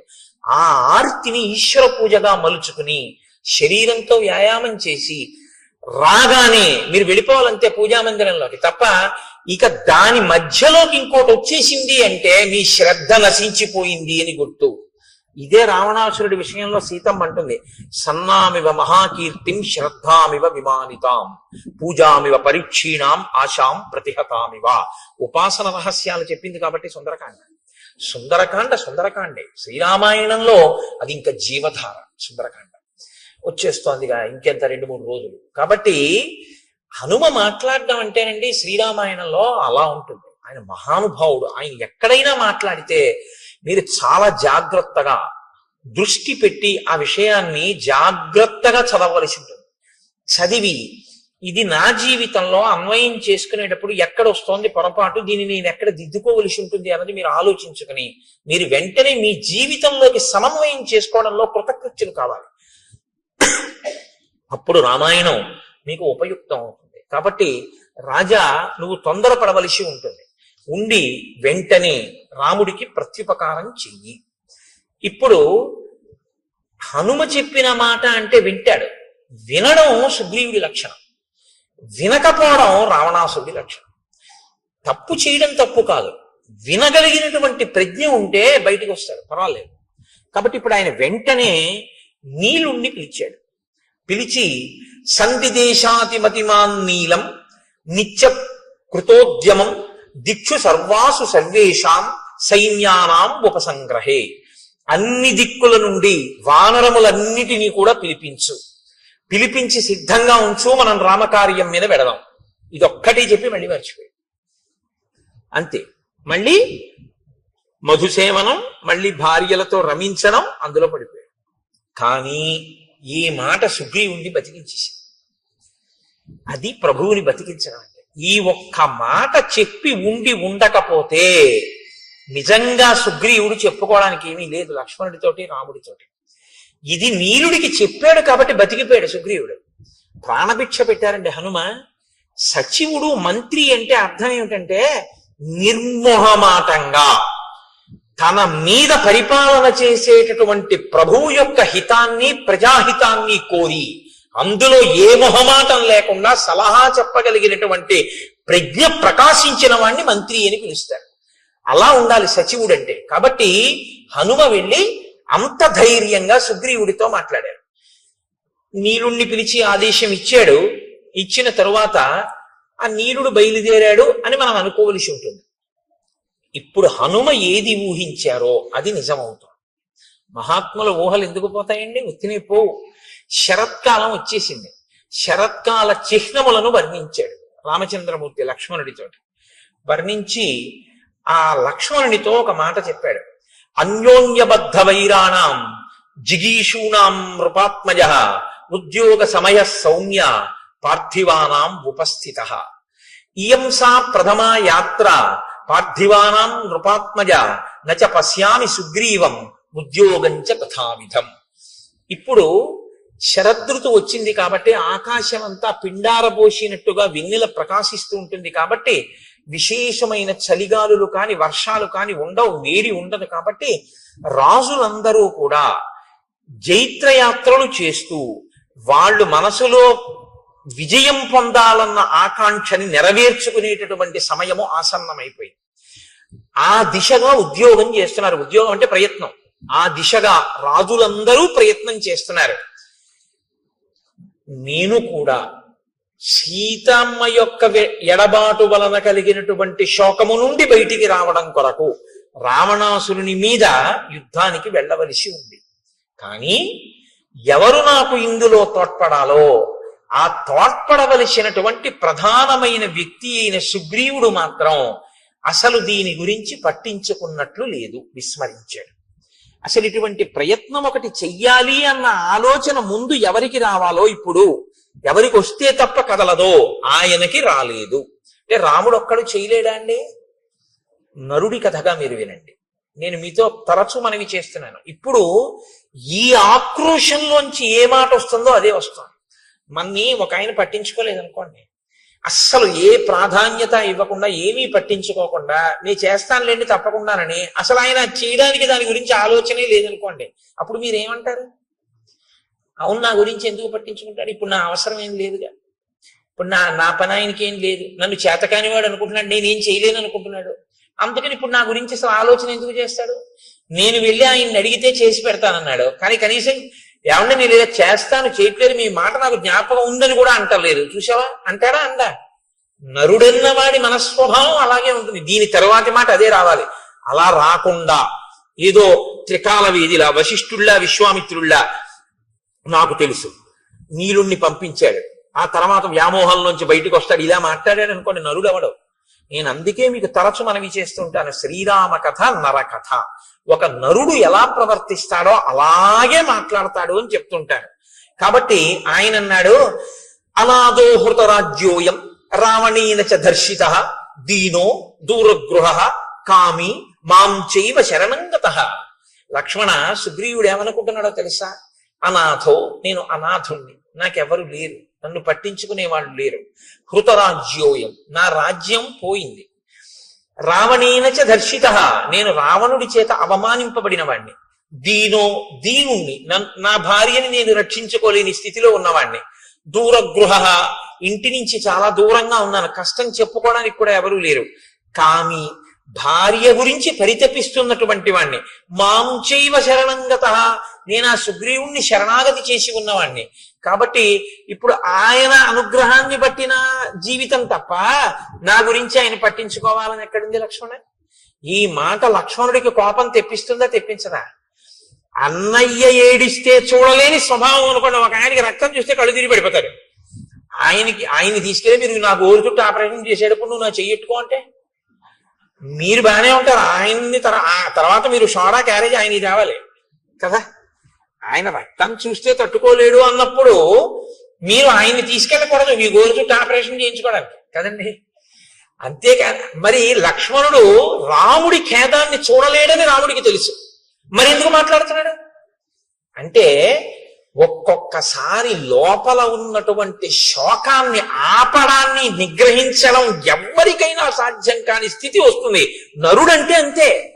మనుష్యుడు అన్న మాటకు అర్థం ఏమిటంటే నిగ్రహించలేనంత బాధ కలుగుతుంది. అది తన భార్య విషయంలో కలిగితే ధర్మబద్ధం అండి. అది పరకాంత ఎందుకు కలిగితే తప్పు, తప్ప తన భార్య ఎందుకు కలిగితే వేళ దాటిపోతోంది, శరదృతువు కూడా వచ్చేసింది. మరి ఆయన బాధపడ్డాడంటే అందులో తప్పే ఉంది. అటువంటప్పుడు నన్ను ఇలా పట్టించుకోలేదని మాట్లాడితే ఎంత సహజంగా పూర్ణమైన నరుడిగానే రాముడు మాట్లాడుతున్నాడు తప్ప ఒక ఈశ్వరుడిగా రాముడు ఎప్పుడూ మాట్లాడలేదు రామాయణంలో. కాబట్టి ఇత్యేతై కారణై సౌమ్య సుగ్రీవస్య దురాత్మనః అహం వానరరాజస్య పరిభూతః పరంతప. అదిగో ఆ దురాత్ముడైనటువంటి సుగ్రీవుడున్నాడే, నన్ను పట్టించుకోకుండా ఇలా అవమానిస్తున్నాడు. నేను ఈ ఊరు బయట పర్వత గుహలో ఇలా పడున్నాను. తం ప్రవిశ్య చ కిష్కింధాం బ్రూహి వానరపుంగవం మూర్ఖం గ్రామ్య సుఖే సక్తం సుగ్రీవం వచనాన్ మమ. నువ్వు కిష్కింధా నగరంలోకి వెళ్ళు, అంతఃపుర ప్రవేశం చేయి, ఆ సుగ్రీవుడి దగ్గరికి వెళ్ళు. గ్రామ్య సుఖం అంటే కేవలము కామోపభోగమే జీవితానికి ప్రయోజనంగా బతుకుతున్నటువంటి ఆ సుగ్రీవుడి దగ్గరికి వెళ్ళి వచనాన్ మమ, నా మాటగా చెప్పు. అర్ధినాం ఉపపన్నానాం పూర్వంచా వ్యపకారిణాం అశాం సంసృత్యయో హంతి సలోకే పురుషాథమః. మిత్రులైన వారి దగ్గర ఉపకారాన్ని పొంది ప్రత్యుపకారం చేస్తానని మాట ఇచ్చి చెయ్యవలసిన ప్రత్యుపకారాన్ని చెయ్యకుండా వేళ దాటిపోయినా దాని గురించి పట్టించుకొని వాడెవరున్నాడో వాడిని పురుషాధముడు అని లోకం పిలుస్తుంది. శుభం వా యది వా పాపం యోహి వాక్యం ఉదీరితం సత్యేన ప్రతిగృహ్ణాతి సవీర పురుషోత్తమ. ఆ చేసేటటువంటిది పాపమా పుణ్యమా అన్నది కూడా పక్కన పెట్టి మిత్రుడికి ఇచ్చినటువంటి మాటకి కట్టుబడి ఆ కార్యం చెయ్యడానికి ప్రయత్నించేవాడెవడో వాణ్ణి పురుషోత్తముడు అని పిలుస్తారు. కృతార్థానాం మిత్రాణం నభవంతి తాన్ మృతానపి క్రవ్యాదాహ కృతఘ్నాన్ నోపభుంజతే. ఎవరు మిత్రులు చేసిన ఉపకారము వలన తాను గట్టెక్కి మిత్రుణ్ణి గట్టెక్కించడానికి ఉపకారం చెయ్యవలసిన సమయంలో ఉపకారం చెయ్యకుండా ముఖం సాటేసి తిరిగి జీవితాన్ని వెళ్లబుచ్చుకునే ప్రయత్నం చేస్తాడో అటువంటి వాడు మరణించిన తరువాత వాడి శరీరాన్ని కుక్కలు కూడా ముట్టుకోవు అని చెప్పు. నూనం కాంచన పుష్టస్య విరుష్టస్య మయారణే ద్రష్టుం ఇచ్చతి చాపస్య రూపం విద్యుత్ గణోపమం.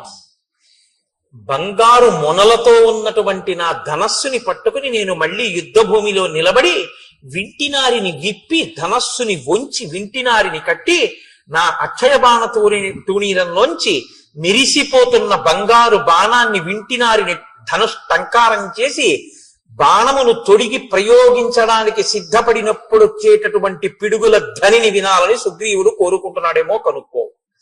అంటే విడిచిపెట్టడానికి సిద్ధంగా లేనని చెప్పు. ఎంత మర్యాదగా ఉంటుందో చూడండి ఆ మాట. నిన్ను చంపేస్తాను అనడు. నా బాణపు అల్లెత్రాడు కట్టి బాణప్రయోగం చేయడానికి సిద్ధంగా ఉన్నప్పుడు నేను చేసేటటువంటి ధనుష్టంకారాన్ని యుద్ధ భూమిలో వినాలనుకుంటున్నాడా? అడుగు. అంటే శత్రువుగా నిలబడిపోవలసి వస్తుందని గుర్తు పెట్టుకోమ్మ మనం అని కఠినంగా మాట్లాడ్డాం.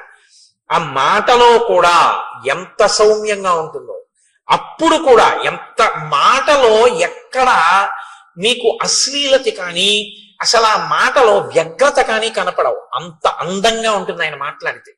అందుకే శ్రీరామాయణాన్ని బాగా చదివి రామాయణం బాగా జీర్ణమైనటువంటి వాళ్ళు కోపంతో మాట్లాడినా అందంగానే ఉంటుంది.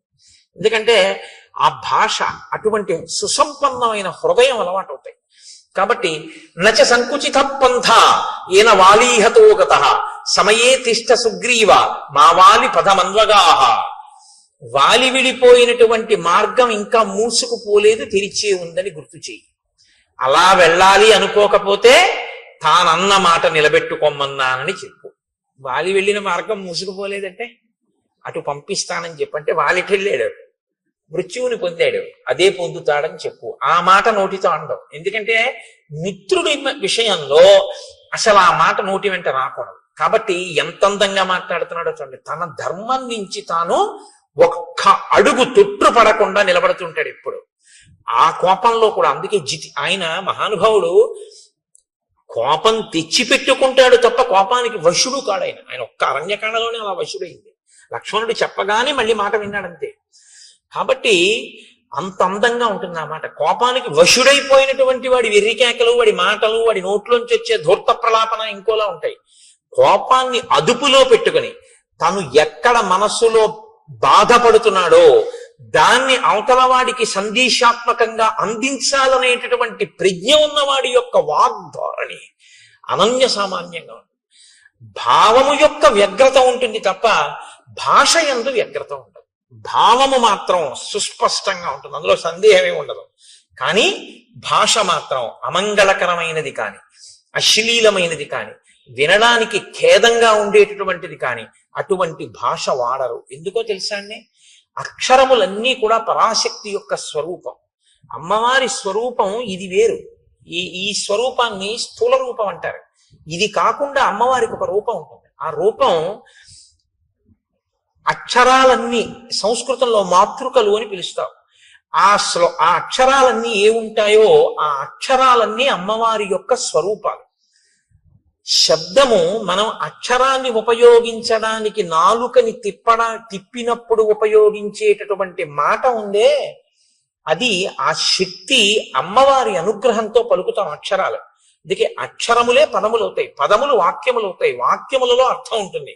మీరు అక్షరాల్ని ఎన్ని మాటలు దుర్వినియోగం చేశారో అన్ని మాటలు పరాశక్తి లెక్కలోకి తీసుకుంటుంది. వీడు నా స్వరూపాన్ని ఖేదపరిచాడు, అక్షర స్వరూపాన్ని దుర్వినియోగం చేశాడు. అందుకే మాట చాలా పొందికగా ఉండాలి తప్ప మాటలో అసలు ఏ మాటలు నోటి వెంట రాకూడదో ఆ మాటలు నోటి వెంట తరచు ప్రయోగించడం కానీ, ఏ మాటలు నోటి వెంట అస్తమానం మాట్లాడకూడదో ఆ మాటల్ని వాడడం కానీ చేయకూడదు. మాటకున్నటువంటి బలహీనత ఏమిటో తెలుసా అండి? మనసు పట్టుకుంటుంది. దానికి అదొక పెద్ద ఇబ్బంది. నేను మీతో చెప్పాక బలహీనత బలం అవే. మీరు చాలాసేపు మీకు రాకపోయినా మీరు అలా వినండి. ఆ గురు ప్రార్థన అదే పనిగా ఓ గంట సేపు విన్నారనుకోండి, అంతవరకు ఎందుకంటే పోనీ గురు ప్రార్థన కాసేపు వదిలేయండి. పోనీ ఏదో సంస్కృతంలో సంక్లిష్ట పదజాలంతో ఉండండి అంటారా, పక్కన పెట్టేయండి. మీరు ఏదో రామదాస్ గారి కీర్తన పెట్టుకుని ఒక గంటో గంటన్నరో అలా కీర్తనలు విన్నారనుకోండి, అన్ని కీర్తనల మీద మీ మనస్సు నిలబడదు. వచ్చిన బాధ మీకు ఏదో ఒక కీర్తన మీదకి వెళ్ళి మనసు రంజిల్లుతుంది, పొంగుతుంది. అది మీరు ఏం చేస్తారంటే రీప్లే నొక్కి మళ్ళీ వింటారు. అంతా అయిపోయిన తర్వాత ఒరే అదొక్కసారి మళ్ళీ పెట్టు అని మళ్ళీ వింటారు. అయిపోయిన తర్వాత మీరు తువ్వాలు ఆరేసుకోవడానికి వెళ్ళి తక్కువేమి మనకు రాముండొక్కడుండు వరకు అంటారా అనరా? మీకు సంగీతం వచ్చని అన్నారా? పట్టేసుకుంది నాలుక. మీరు చూడండి, నోట్లో ఆడుతోందిరా ఇవాళ ఇది పోవట్లేదు అంటాడు. మీరు వినకూడనిది విన్నా అంతే పట్టుకుంటుంది. మీరు అదే పనిగా ఏవి వినకూడదో అవి వింటున్నారు అనుకోండి, అవే వస్తాయి. ఇవాళ దేశంలో ఉన్నటువంటి పెద్ద దౌర్భాగ్య స్థితి ఏమిటో తెలుసా అండి? నేను పదే పదే విమర్శించానని మీరు అనుకోవద్దు. ఇలా నొక్కితే మారేటటువంటి వాటిలో మీ కళ్ళ ముందు మీ చెవులకి ప్రధానమైనటువంటి ఇంద్రియాలన్నింటికీ కూడా మీరు అదే పనిగా పిల్లలకి విషాన్నే అందిస్తున్నారు అనుకోండి, వాళ్ళ మనసు ఎక్కడికి వెళ్ళిపోయి కూర్చుంటుంది? అక్కడే కూర్చుంటుంది.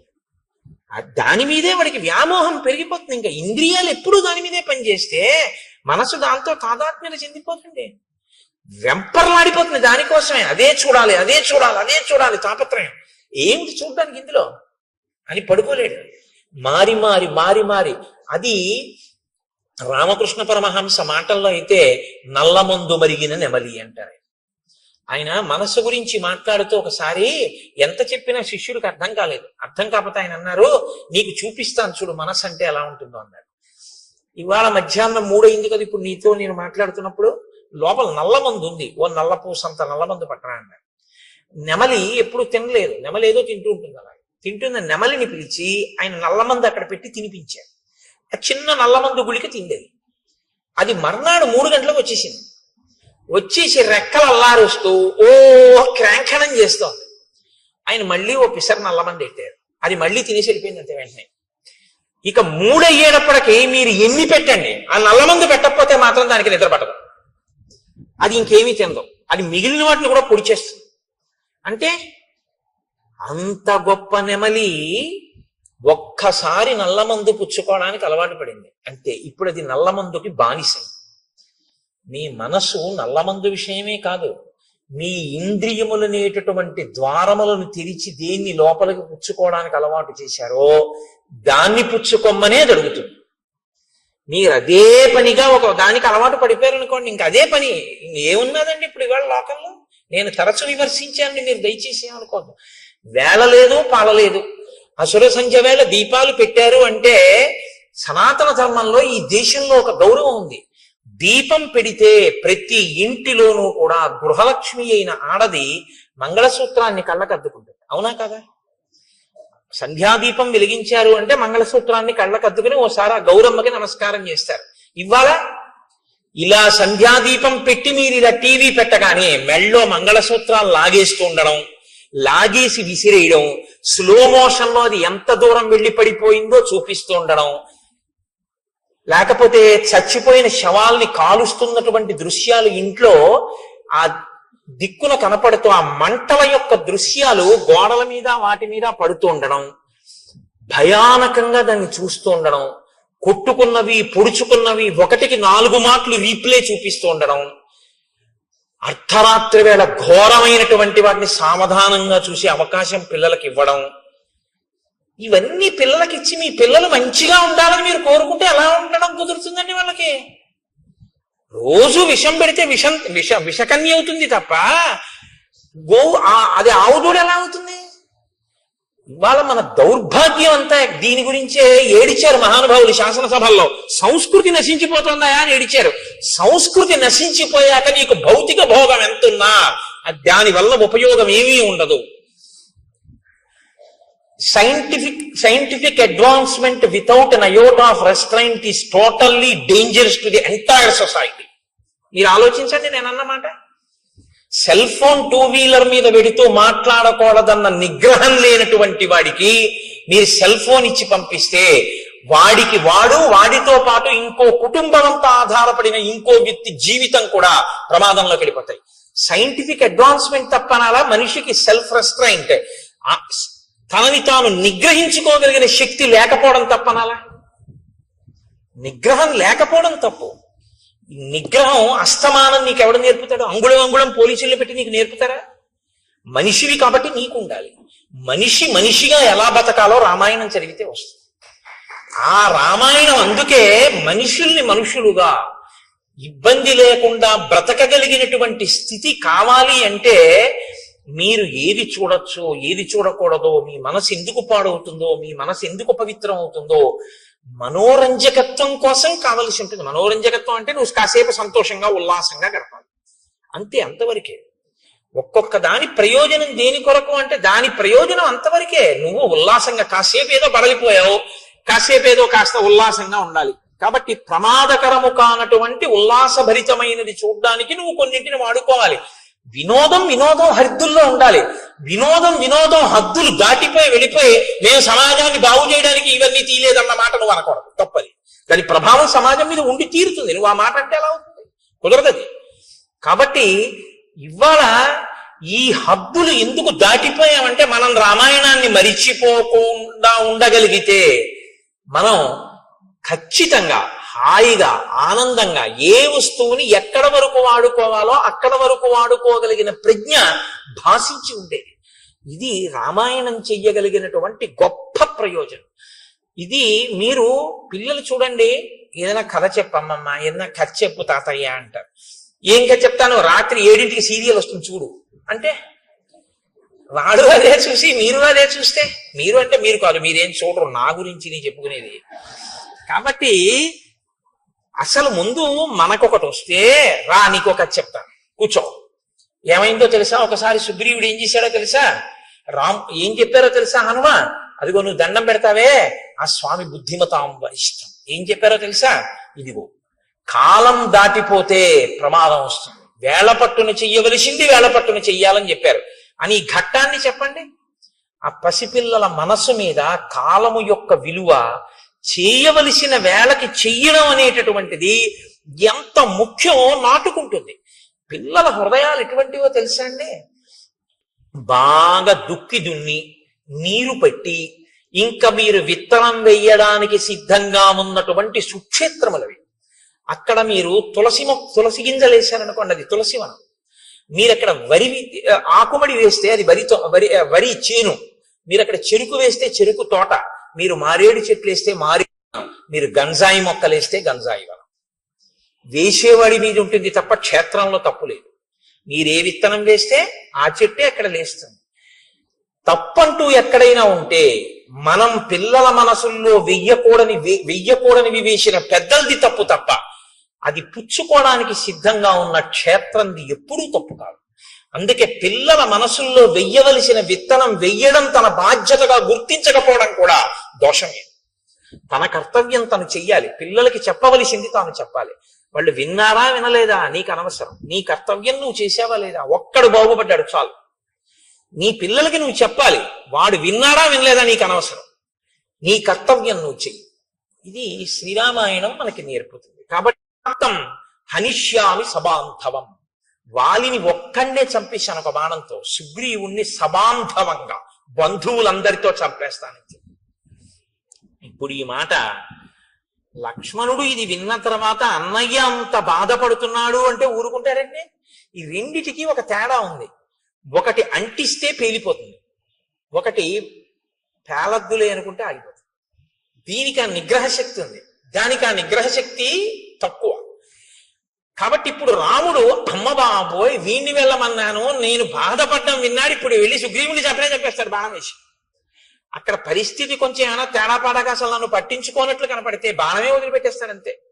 కాబట్టి వెంటనే పిలిచి అన్నాడు, నహివై తద్విధో లోకే పాపమేవం సమాచరేత్ పాపమార్గేణ యో హంతి సవీర పురుషోత్తమ. నాన్న యుక్తాయుక్త విచక్షణతో బాగా ఆలోచించి కేవలము పాపాత్ముడే, ఇంకా వాడు మారడానికి అవకాశం లేదన్న వాణ్ణి చంపాలి తప్ప, మారడానికి అవకాశం ఉంది, వాడు ఒక మాట చెప్తే మారతాడు, ఏదో తప్పు జరిగిపోయింది, వాడు తనని తాను మరిచిపోయి ఏదో వ్యసనానికి లోనైపోయి కాలాన్ని మరిచిపోయి కామమునకు వశుడై ఉన్నాడు తప్ప, చెప్తే ఇప్పుడు విని మళ్ళీ బుద్ధి మార్చుకునేవాడు అనుకుంటే చెప్పకూడదు సుమా. అందుకని తొందరపడి సుగ్రీవుని చంపేశావు, అటువంటి పని చెయ్యకు. నేదం అద్యత్వయా గ్రాహ్యం సాధువృత్తేన లక్ష్మణ తాం ప్రీతిం అనువర్తస్య పూర్వవృత్తం చ సంగతం. నువ్వు వెళ్ళేటప్పుడు సుగ్రీవుడితో పూర్వ స్నేహం ఎలా ఉండేదో, మనం అందరం ఎంత ప్రేమగా మాట్లాడుకునే వాళ్ళమో, మన పట్ల సుగ్రీవుడు ఎంత ప్రీతిపాత్రుడో బాగా స్మరించుకుంటూ వెళ్ళు. మీరు ఏది స్మరించుకుంటూ వెడితే మనసు అలా ఉంటుంది. మీరు వ్యగ్రతతో అన్నయ్య కోపమే తలుచుకుంటూ వెడితే కట్టలు తెచ్చుకుంటుంది. మీరు ప్రీతిని స్మరించుకుంటూ వెడితే కొంచెం మంచి మాట చెప్పడానికి అవకాశం ఉంటుంది. అప్పుడు మనసు మీ అదుపులో ఉంటుంది. లక్ష్మణుడి మనసు లక్ష్మణుడి అదుపులో ఉండేటట్టు చూస్తున్నాడు. ఏ మనసు లక్ష్మణుడి అదుపు తప్పుతోందని గుర్తించాడో దాన్ని మళ్ళీ లక్ష్మణుడి అదుపులోకి తీసుకెడుతున్నాడు. అందుకని కదండి గురువు అయ్యాడు ఆయన. మహానుభావుడు, అందుకని నేను గురువుగా అనువర్తిస్తున్నానన్నాడు ఆయన. మాట ఎంత ప్రమాదమో ఒక్కొక్కరు ఇంకొకరు ఖేద పడితే చూడలేరు, అంత ప్రీతి ఉంటుంది. ఆయన బాధపడ్డాడు అనుకోండి, అయ్య బాబోయ్ ఆయనంత బాధపడ్డామా అని నాకేమైనా పర్వాలేదని చెప్పి ఈయన వెళ్ళిపోయి ఆయనతో కలిపిడిపోతాడు కూడా. కాబట్టి మీరు గబుక్కుని ఎక్కడ పడితే అక్కడే ఎలా పడితే అలా మాట్లాడకూడదు. అవతల వారికి మీ మీద ఉన్నటువంటి ప్రీతి వలన వచ్చేటటువంటి పరిణామములను కూడా దృష్టిలో పెట్టుకుని మాట్లాడవలసి ఉంటుంది. ఇది రాముడి యొక్క పరిణతి. కాబట్టి వెంటనే వెనక్కి పిలిచి సామోపహితయామాచ రూక్ష్మాణి పరివర్జయన్ వక్తుం అర్హసి సుగ్రీవం వ్యతీతం కలపర్యయే. అందుకని నాయన పరుషమైన మాట్లాడకు సుగ్రీవుడి దగ్గర. చాలా సున్నితమైన మాటలతో మిత్రుడికి చెప్పినట్లు చెప్పు. కాలము దాటిపోయింది, రాముడు బాధపడుతున్నాడు అన్న సందేశాన్ని అందించు తప్ప ఆయన మనసు ఖేదపడేటట్టుగా తీవ్రమైనటువంటి మాటలను వాడవద్దు అని చెప్పాడు. సరే అన్నయ్య అన్నాడు, బయలుదేరాడు. కానీ లక్ష్మణుడే కదండి, చెప్తే వినేసి వెంటనే నేను మీతో మనవి చేసింది అదే. నేను చెప్తున్నాను లోపలికి వెళ్ళు అంటే వెళ్ళిపోయాడు అనుకోండి, వెళ్ళినైంది గొప్ప కదండి. రాముడు చెప్పిన లక్ష్మణుడు కోపాన్ని అంతగా వెంటనే నిగ్రహించేసుకోలేడు. కారణం ఏమిటి? లక్ష్మణుడికి సుగ్రీవుడి మీద కోపం లేదు, లక్ష్మణుడి బెల్లాన్ని ఎత్తుకోలేదు రావణాసురుడు. రాముడు కష్టపడితే చూడలేడు, రాముడి కళ్ళం బట్టి నీళ్లు కారకూడదు. తన జీవిత ప్రయోజనం ఒకటే, రాముడు సంతోషంగా ఉండాలి తప్ప ఆయనకి ఇంకేం అక్కర్లేదు జీవితంలో. ఆయన ఒకే ఒక్క జీవిత లక్ష్యం ఏమిటంటే రాముడు సంతోషంగా ఉండాలి.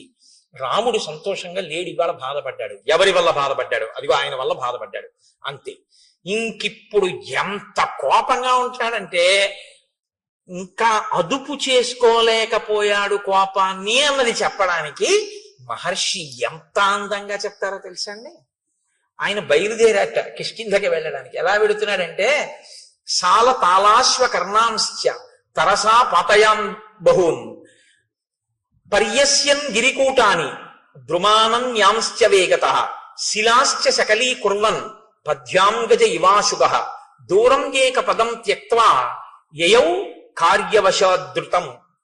ఆయన కాలిబాట వెంట నడిచి వెళ్ళడానికి వీలైనటువంటి చక్కని బాట ఒకటి ఉంది కిష్కింధకి, కానీ అది కొంచెం దూరం. ఇప్పుడు ఆ బాట వెంట వెళ్ళటం. కోపించినటువంటి ఏనుగు ఎంత వేగంగా వెడుతుందో అలా బుసలు కొట్టుకుంటూ రుసరుసలాడిపోతూ పక్కన ఉన్నటువంటి అడ్డదారిలో వెళ్ళిపోతున్నాడు. వెళ్ళిపోతున్నవాడు ఏం చేస్తున్నాడు? సాల తాళాశ్వ కర్ణాంశ్చ తరసా పతయన్ బహూన్. అక్కడ కనపడినటువంటి అనేకమైన వృక్షములను కోకటి వేళ్లతో పెకంచేసి పైకి విసిరేస్తున్నట్టు. పర్వత శిఖరములు కనపడితే పరిగెత్తుకుంటూ వెళ్ళి ఆ శిఖరములను ఊపేసి వాటిని చేత్తో పట్టుకుని ఆకాశంలోకి విసిరేసి ముక్కు ఇలా అనుకుంటూ బుసలు కొడుతూ ఆ వెళ్ళిపోతున్నప్పుడు శిలాశ్చ సకలీకుర్వన్ అలా వెళ్ళిపోతూ చూడండి రాయి కనపడుతుంది, దాన్ని ఒక్క తన్ని బదలు కొట్టేస్తున్నట్టు. ఎందుకు? తన దారిని తాను వెళ్ళాలి, కానీ ఒక్కొక్కరు చూడండి నడుస్తూ రాళ్ళు తంతుంటాడు, అది ఎవరి మీదకో వెళ్ళి తగులుతుంది. అలా శిలాశ్చ సకలీకుర్వన్ రాళ్ళు బద్దలైపోయేటట్టుగా తంతున్నట్టు వాటిని తంతు పద్యాంగజ ఇవాశుభ అత్యంత వేగంతో వెళ్ళిపోతున్న ఏనుగుల దూరం ఏక పదం త్యక్త్వా ఆ సౌకర్యంగా వెళ్ళగలిగినటువంటి మార్గాన్ని విడిచిపెట్టేసి యయౌ కార్యవశాధృతం పనిని సాధించుకోవడం కోసమని దగ్గర త్రోవలో వెళ్ళిపోతున్నట్ట. అంటే తనంత తాను అదుపు చేసుకోలేని కోపాన్ని సుగ్రీవుణ్ణి ఏమనద్దన్నాడు, సుగ్రీవుణ్ణి చంపద్దన్నాడు. ఇప్పుడు సుగ్రీవుణ్ణి చంపకుండా సుగ్రీవుణ్ణి ఏమనకుండా నిగ్రహించుకోవాలంటే కోపాన్ని దేని మీద పెట్టాలి. అత్త మీద కోపం దొత్త మీద చూపించారంటారు. ఆఫీస్లో బాస్ ఏమనలేక ఇంట్లో వచ్చి భార్యను తిడుతుంటారు ఒక్కొక్కరు, అలా ఉంటుంది. అందుకని చెప్పి ఇప్పుడు సుగ్రీవుణ్ణి ఏమనకూడదు కాబట్టి పాపం చెట్లు ఏం చేసాయి, వాటిని పీకేస్తున్నాడు. పర్వత శిఖరాలు ఏం చేసాయి, వాటిని పీకేసేసి ఆకాశంలోకి విసిరేస్తున్నాడు. రాళ్ళు ఏం చేసాయి, వాటిని బదలు కొట్టేస్తున్నాడు. అంటే కొంత కోపం తీరిపోతుంది అన్నమాట. అంటే ఇంకా తట్టుకోలేకుండా అన్నయ్య చెప్పిన మాటకి కట్టుబడాలి. మరి అన్నయ్య అందు భక్తి, అలా కట్టుబడాలంటే ఈ కోపం ఇంకోళ్ళ మీద చూపిస్తున్నాడు. అంటే కోపం పోయిందా? పోగొట్టుకునే ప్రయత్నంలో ఉన్నాడు ఇంకాను. కానీ తొందరగా వెళ్ళా సుగ్రీవుని అడగాల, అన్నయ్యని ఏడిపిస్తాడా వీడు? ఇది బాధ, అందుకని అడ్డత్రోవలో వెళ్ళిపోతున్నాడు. అంటే లక్ష్మణ భక్తిని ఆవిష్కరిస్తుంది. ఇంకా లక్ష్మణుడికి జీవితంలో రాముడు సంతోషంగా ఉండడం కన్నా ఇంకొక అన్య ప్రయోజనం లేదు. దీనివల్ల మనకేమర్థం అవుతోంది? రాముడు సంతోషంగా ఉంటే లక్ష్మణుడు సంతోషంగా ఉంటాడు. రాముడు ఏడిస్తే లక్ష్మణుడు ఎవడు ఏడిపించాడని అడుగుతాడు, ఎవడు ఉండడం. అంతే కదా దాని అర్థం. అంతగా రామునితో మమేకమైపోయి రాముని యందు అంత భక్తి ప్రపత్తులు ఉన్నవాడు లక్ష్మణుడు. కాబట్టి ఇప్పుడు ఆయన గబగబా బయలుదేరి ఆ కిష్కింధ సామ్రాజ్యం దగ్గరికి వెళ్ళాడు. బుసలు కొడుతూ ఊగిపోతూ ధనస్సు పట్టుకుని బాణాలు పట్టుకుని వస్తున్నటువంటి ఆ లక్ష్మణమూర్తి యొక్క స్వరూపాన్ని, ఆ నగరాన్ని కాపు కాస్తున్నటువంటి కొన్ని వేల మంది వానర యోధులు చూశారు. చూసి వాళ్ళు అదేమిటి అంత వేగంగా వచ్చేస్తున్నాడని ఆయన్ని చూసి భయపడి అటు ఇటు చెల్లాచెదరైపోయారు. కొంతమంది ఏమిటి యుద్ధానికి వస్తున్నాడు అని ఒక మహానాదం చేశారు. కానీ తేజోమూర్తి అయిన లక్ష్మణుని యొక్క ఆ ఉద్ధతికి తట్టుకోలేక వాళ్ళందరూ దూరంగా పరిగెత్తి పారిపోయారు. సుగ్రీవుడు మాత్రం లోపల అంతఃపురంలో తారతో రుమతో వానరకాంతలతో విశేషంగా మధుపానం చేసి హారములన్నీ చెదిరిపోయి కనుగుడ్లు తిరుగుడు పడుతుండగా ఆ కామోపభోగము యందు రమిస్తున్నటువంటి వాడై ఉన్నాడు. అందుకని పైన ఏం జరుగుతోందో గ్రహించగలిగినటువంటి మనసు ఆయనకి లేదు. ఆయన మనసుని ఆయనే అటువంటి నిద్రావస్థలోకి ఆయన కోరుకున్న దాని పట్ల ఉద్రేకం పొందేటట్టుగాను ఆయన దాన్ని తయారు చేసుకున్నాడు. ఈశ్వరుడు చక్కని మనస్సుని మీకిచ్చి స్పందించగలిగిన శక్తితో కూడిన ఒక చక్కటి దాన్ని మీకు ఇచ్చాడనుకోండి, దాన్ని ఉత్ప్రేరకములతో మీకు కావలసిన రీతిలో ఉద్రేకపడేటట్టు మీరు తయారు చేసి స్పందించగలిగిన శక్తి దానికి చంపేస్తే ఈశ్వరుడిదా దోషం మందా? మనది. అక్కడ యజ్ఞవేది ఉందనుకోండి, ఒక యజ్ఞవేది వెలుగుతోంది, హవిస్సులు ఇస్తున్నారు, అందులోకి పట్టుకొచ్చి నేను సారా పోసాను అనుకోండి, ఇప్పుడు వేదికి ఇబ్బందా నాకు ఇబ్బందా? వేదికేమండి, ఆ వేదికేమవదు, అప్పటికి అపవిత్రం అవుతుంది. మళ్ళీ ఏదో ప్రాయశ్చిత్త కర్మ చేసి యజ్ఞం చేస్తారు. కానీ పోషిన నేను, నాకిక నిష్కృతి ఏముంది? ఇక్కడ స్వయంగా పరమేశ్వరుడే కూర్చుని అగ్నిహోత్ర జ్వాలగా వెలుగుతున్నాడు. వెలిగి మనం వేసిన పదార్థాలన్నిటినీ ఆయన పచనం చేస్తున్నాడు. పచనం చేసి నెత్తుటిగా మార్చి దీంట్లోకి ప్రవహింపచేసి తెల్లవారేటప్పటికి పిప్పిని విసర్జించడానికి వీలుగా సిద్ధం చేస్తున్నాడు. నేను నిద్రపోతానేమో కానీ ఆయన నిద్రపోడు. అహం వైశ్వానరో భూత్వా ప్రాణినాం దేహమాశ్రిత ప్రాణాపాన సమాయుక్తం పచాన్యన్నం చతుర్విధం. ఆ అగ్నిహోత్రం వెలుగుతూనే ఉంటుంది. నేను నిద్రపోవచ్చు, ఆయన రాత్రి నేను తిని పడుకున్న దాన్ని లోపల యజ్ఞాగ్ని యందు పచనం చేసి దగ్ధం చేసి శక్తినిచ్చి పిప్పిని తెల్లవారేటప్పటికి సిద్ధం చేస్తాడు. అటువంటి అగ్నిహోత్రంలో మీరు పొయ్యకూడంది పోశారనుకోండి, ఇప్పుడు లోపల అగ్నిహోత్రానికి ఇబ్బందా? ఈశ్వరుడి ముఖం మీద పోసినందుకు నువ్వు పాపాన్ని మూట కట్టుకుంటున్నావా? ఆ తత్వాన్ని పరిశీలనం చెయ్యగలిగితే మీరు చెయ్యలేరు. బలహీనత నుంచి బయటపడడానికి ఒకే ఒక్క ఆధారం ఏమంటే అది ఎటువంటి అపచారమో మీరు గుర్తించడమే. అది అపచారమో అని మీరు గుర్తించగలిగితే, మీ మనసు పట్టుకోగలిగితే ఇక మీరు చేయలేరు. అదే మనసు తిరగబడుతుంది, వద్దు వద్దు తప్పిది, అలా ఎలా చేస్తావు అంటుంది. అలా ఎలా చేస్తావు అని అన్ననాడు మీరు ఇంక చేయలేరు. అలా ఎందుకు చేస్తావని ఎంతమంది చెప్పినా మీరు చేయకుండా ఉండలేరు. మీరు నా మాట పట్టుకున్నారో లేదో? మీరు పట్టుకున్నారని నేను అనుకుంటున్నాను. ఇంకా మళ్ళీ ఇన్ని మాటలు మళ్ళీ మళ్ళీ అక్కర్లేదు, ఎందుకంటే మీరు ప్రాజ్ఞులు కనుక. ఇప్పుడు ఆ లోపలికి వెళ్ళినటువంటి ఆ లక్ష్మణుడు అంగదుణ్ణి చూశాడు. అంతఃపురం బయట అంగదుడు ఉన్నాడు. అంగదుణ్ణి పిలిచన్నాడు, సోంగదం రోషతాం రాక్ష సందిదీశ మహాయశాః సుగ్రీవ కద్యతాం వత్స మమాగమనమిచ్యుత ఏష రామానుజ ప్రాప్త త్వచ్చకాశం అరిందమ భ్రాతుర్వ్యసన సంతప్తో ద్వారి తిష్టతి లక్ష్మణ తస్య వాక్యే ఇది రుచి క్రియతాం సాధు వానర ఇత్యుక్త్వా శీఘ్రమాగచ్చ వత్సవాక్యమరిందమ. నువ్వు లోపలికి వెళ్ళి నీ పినతండ్రి అయినటువంటి సుగ్రీవుడితో ఒక మాట చెప్పు. రామచంద్రమూర్తి శోకమును పొంది ఉన్నాడని, రామచంద్రమూర్తి మాటలు చెప్పడం కోసం ఆయన తమ్ముడైన లక్ష్మణమూర్తి వచ్చాడని, ద్వారం వద్ద ఎదురు చూస్తున్నాడని, నీతో వచ్చి మాట్లాడాలనుకుంటున్నాడని, లోపలికి వెళ్ళి నీ పినతండ్రితో చెప్పి నీ పినతండ్రి ఏమనుకుంటున్నాడో వచ్చి నాతో చెప్పు అని ఆయన అక్కడ నిలబడ్డాడు. ఈ అంగదుడు లోపలికి వెడుతున్నాడు. అది మంత్రులంటే, సచివులంటే అది, దూరదృష్టి అంటే అది. ప్లక్షుడు ప్రభావుడు అనబడేటటువంటి ఇద్దరు ఆ మంత్రులు కూడా అంగదుడితో పాటు లోపలికి వెళ్ళారు. మంత్రులు లోపలికి వెడితే దాన్ని ఎవరు అభ్యంతర పెట్టడానికి వీలుండదు. అంగదుడితో పాటు వెళ్ళారు. వాళ్ళకి తెలుసు. ఇప్పుడు లక్ష్మణమూర్తి ఒక పిల్లవాడికి చెప్పాడు, యువరాజుకి. యువరాజుకు కూడా భయమే లక్ష్మణుడు అంటే. తీరా వెళ్ళిన తర్వాత ఇప్పుడు అంగదుడు కర్తవ్యం చేయడమా, అంగదుడు చెప్పిన దాన్ని బట్టి సుగ్రీవుడు ప్రాణాలు నిలబడ్డమా అన్నది ఎవరి చేతిలో ఉంది? అంగదుడి చేతిలో లేదు, సుగ్రీవుడి చేతిలో ఉంది. సుగ్రీవుడు ఎటువంటి స్థితిలో ఉన్నాడని మంత్రులకి తెలుసు. అసలు విపరీతమైనటువంటి భావోద్రేకంతో మధుపానాసక్తుడై కామాతురుడై ఉన్నాడు తప్ప అంగదుడు చెప్పింది చెవిలోకి వెళ్ళడం కాదు, మనసులోకి వెడుతుందా అన్నది చెప్పడం కష్టం. ఇప్పుడు అంగదుడితో లక్ష్మణుడు ఏమన్నాడు? వెళ్ళి చెప్పి బయటికి వచ్చి నాకేమైందో చెప్పన్నాడు. నించునున్నాడు. వెళ్ళి లోపల ఉండిపోతే కోపగిస్తాడు. ఇప్పుడు అంగదుడు కారణం అవుతాడు. అంగదుడు వెళ్ళి చెప్పిన తర్వాత చెప్తాడు, అయ్యా బయట లక్ష్మణమూర్తి ఎదురు చూస్తున్నారు, మీతో మాట్లాడతారట. తప్ప తాగి తూలుతూ అంతమంది కాంతలతో రమిస్తున్నటువంటి సుగ్రీవుడు అని ఊరుకున్నాడు అనుకోండి. ఎన్ని మాటలు చెప్తాడు? రాజు కాబట్టి తిరిగి వచ్చి ఆయన మధుపానం చేస్తున్నాడు, భార్యలతో క్రీడిస్తున్నాడు, నేను చెప్పాను కానీ ఆయన చెవికి ఎక్కినట్టు లేదు అన్నాడు అనుకోండి. ఏ సుగ్రీవుడు బతుకుతాడా? ఇక బతకడు. ఈ దోషానికేగా కాలం దాటిపోయింది. కాబట్టి ఇప్పుడు అంగదుడు వచ్చి చెప్పడం కాదు, అంగదుడు వచ్చి చెప్పే లోపల సుగ్రీవుడి ప్రాణములు నిలబడేటట్టుగా చెయ్యాలి ముందు.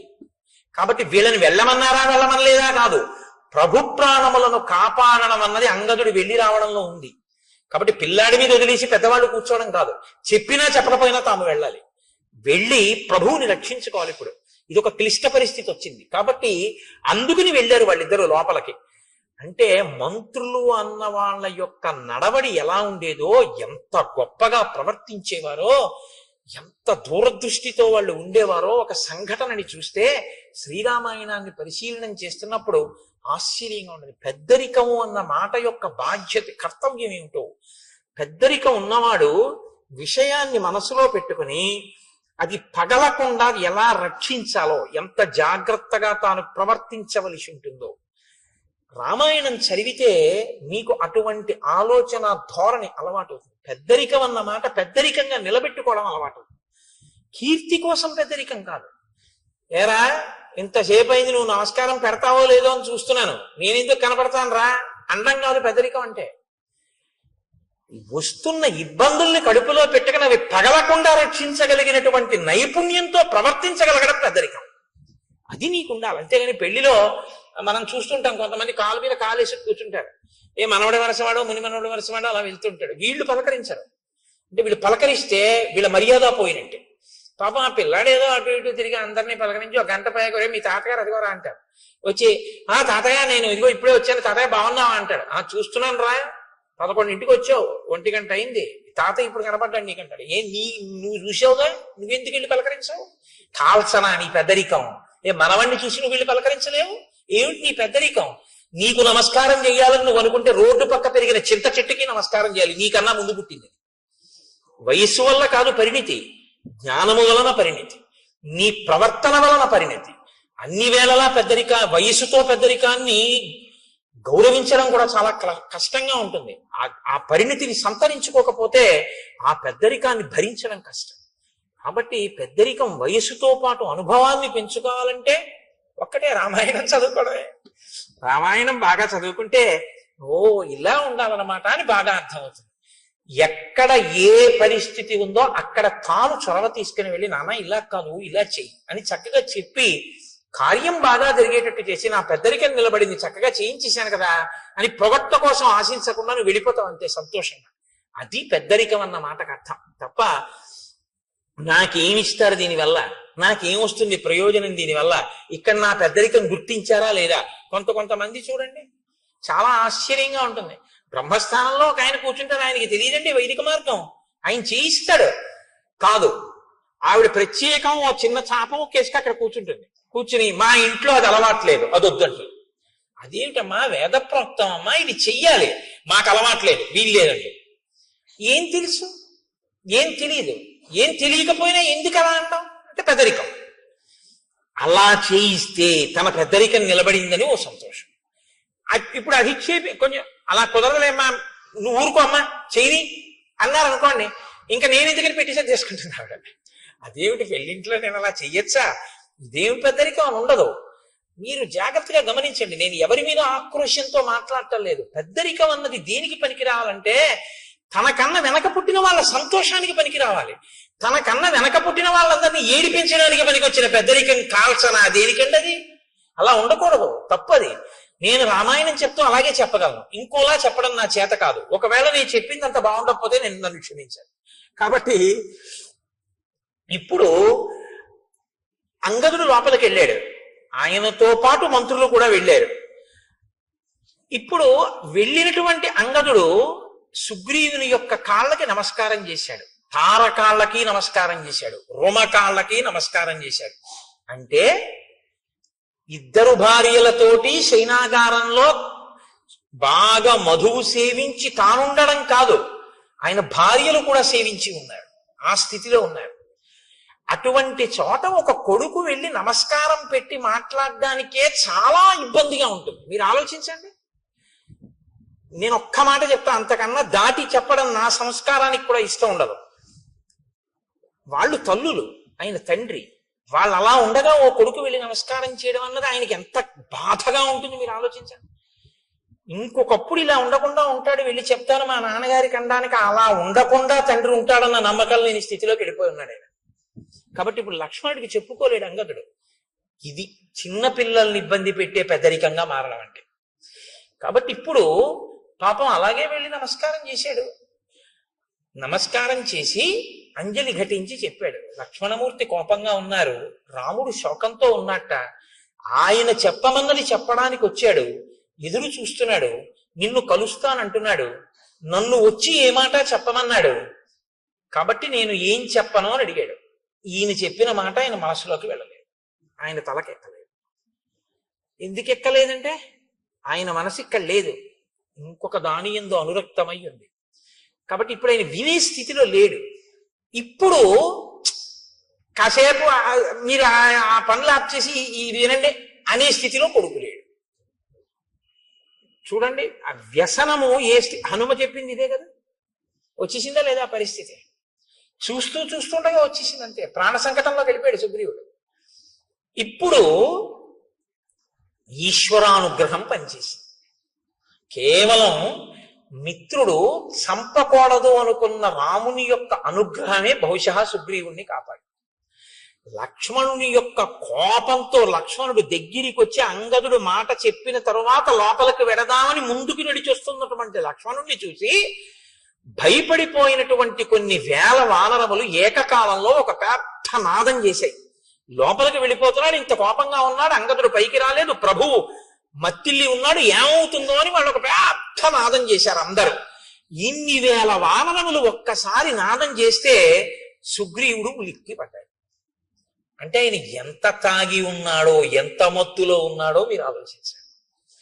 ఇప్పుడు ఆయన ఉలిక్కి పడి సచివుల్ని పిలిచాడు.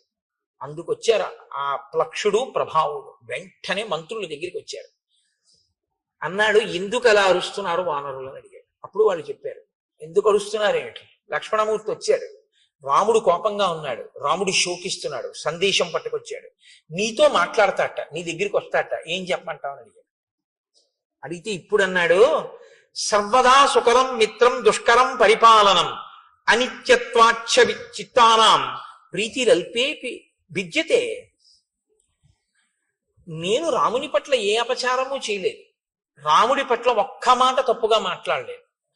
బహుశా రాముడితో నా స్నేహాన్ని చెడగొట్టడానికి నేనంటే కిట్టని వాళ్ళు ఎవరో నేను సుఖపడ్డం ఇష్టం లేక రామలక్ష్మణులకి నా మీద ఏవో చాడీలు చెప్పి ఉంటారు.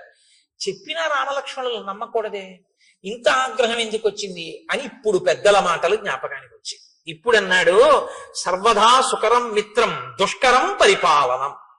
స్నేహం చెయ్యడం మొదలు పెట్టడం తేలిక, స్నేహాన్ని నిలుపుకోవడం చాలా కష్టం అన్నాడు. ఎంత పెద్ద మాట చూడండి. ఈ ఏడాది మీకు ఒకళ్ళని పరిచయం చేస్తాడు. పరిచయం చేసి, ఈయన నాకు ఆప్తమిత్రుడండి, ఈయన నాకు కుడి చెయ్యి అంటాడు. ఓ 2 ఏళ్ళు పోయాక ఆయన మళ్ళీ వస్తాడు. ఏమంటే మీ పక్కన ఆయన ఉండేవారు కదా, ఆయన మీ కుడి చెయ్యి అనేవారు కదా, ఆయన ఏది అంటాడు. అప్పుడు తెలుసుకోలేకపోయానంటే వాడు దుర్మార్గుడు, వాడిని వదిలేశానంటాడు. ఇప్పుడు వచ్చిన ఆయన ఏమనుకుంటాడు, ఒరే కుడి చెయ్యి అనేవాడు అంత గొప్పగా చెప్పేవాడు ఈడు ఇప్పుడు మళ్ళీ 2 ఏళ్ళు పోయాక వచ్చేటప్పటికీ అబ్బాయి వాడు ద్రోహం అంటున్నాడు ఏంటి అనుకుంటాడా అనుకోడా? తనంత తాను విడిచిపెట్టేయవలసినంత స్థితిని అవతలవాడు కల్పించుకుంటే తప్ప, మీరందుకే స్నేహం మొదలు పెట్టేయడం చాలా తేలిక, స్నేహాన్ని నిలబెట్టుకోవడం చాలా చాలా కష్టం. ఇప్పుడు అంటున్నాడు ఆ మాట. రాముడితో స్నేహం మొదలు పెట్టడం తేలికైంది, ఇప్పుడు ఆ స్నేహాన్ని నిలబెట్టుకోవడం కష్టం అవుతోంది. ఎందుకో తెలుసా? అనిత్యత్వాక్ష చిత్తానాం. మనసు ఉంది చూశారు, ఇది ఒకలా ఉండదు, ఒక్కొక్కప్పుడు ఒక్కొక్కలా ఉంటుంది. అప్పుడు మాట ఇచ్చాను, ఇప్పుడేమో ఇలా ఉన్నాను. చూశారు ఎంత ప్రమాదం వచ్చిందో? ప్రీతి అల్పేపి భిద్యతే. చిన్న విషయానికి ఒక్కొక్కసారి చాలా ప్రమాదాలు వచ్చేస్తాయి. కాబట్టి స్నేహాన్ని నిలబెట్టుకోవడంలో ఇబ్బంది వచ్చింది అన్నాడు. అని ఇప్పుడు రాముడు చేసినటువంటి మేలు ఏదైతే ఉందో దానిని మాత్రము నేను ఎన్నడూ మరువను. అంతటి మహానుభావుడు రామచంద్రమూర్తి నాకంత ఉపకారం చేశాడు. ఆయనకి నేను ఏ చిన్న ప్రత్యుపకారము చేయలేకపోతున్నానో అని బాధపడుతున్నాను. వాలిని వధించి నాకు రాజ్యం ఇచ్చాడు. ఇవాళ నేను అనుభవించే సుఖాలన్నీ కూడా రాముడు పెట్టిన భిక్ష. అటువంటి రాముడికి నేను ఉపకారం తొందరగా చేయకపోవడం పొరపాటే. అంటే హనుమ అన్నారు సుగ్రీవుడితో, సర్వదా ప్రణయాత్ కృద్ధో రాఘవోనత్ర సంశయ భ్రాతరం సంప్రహితవాన్ లక్ష్మణం లక్ష్మీవర్ధనం.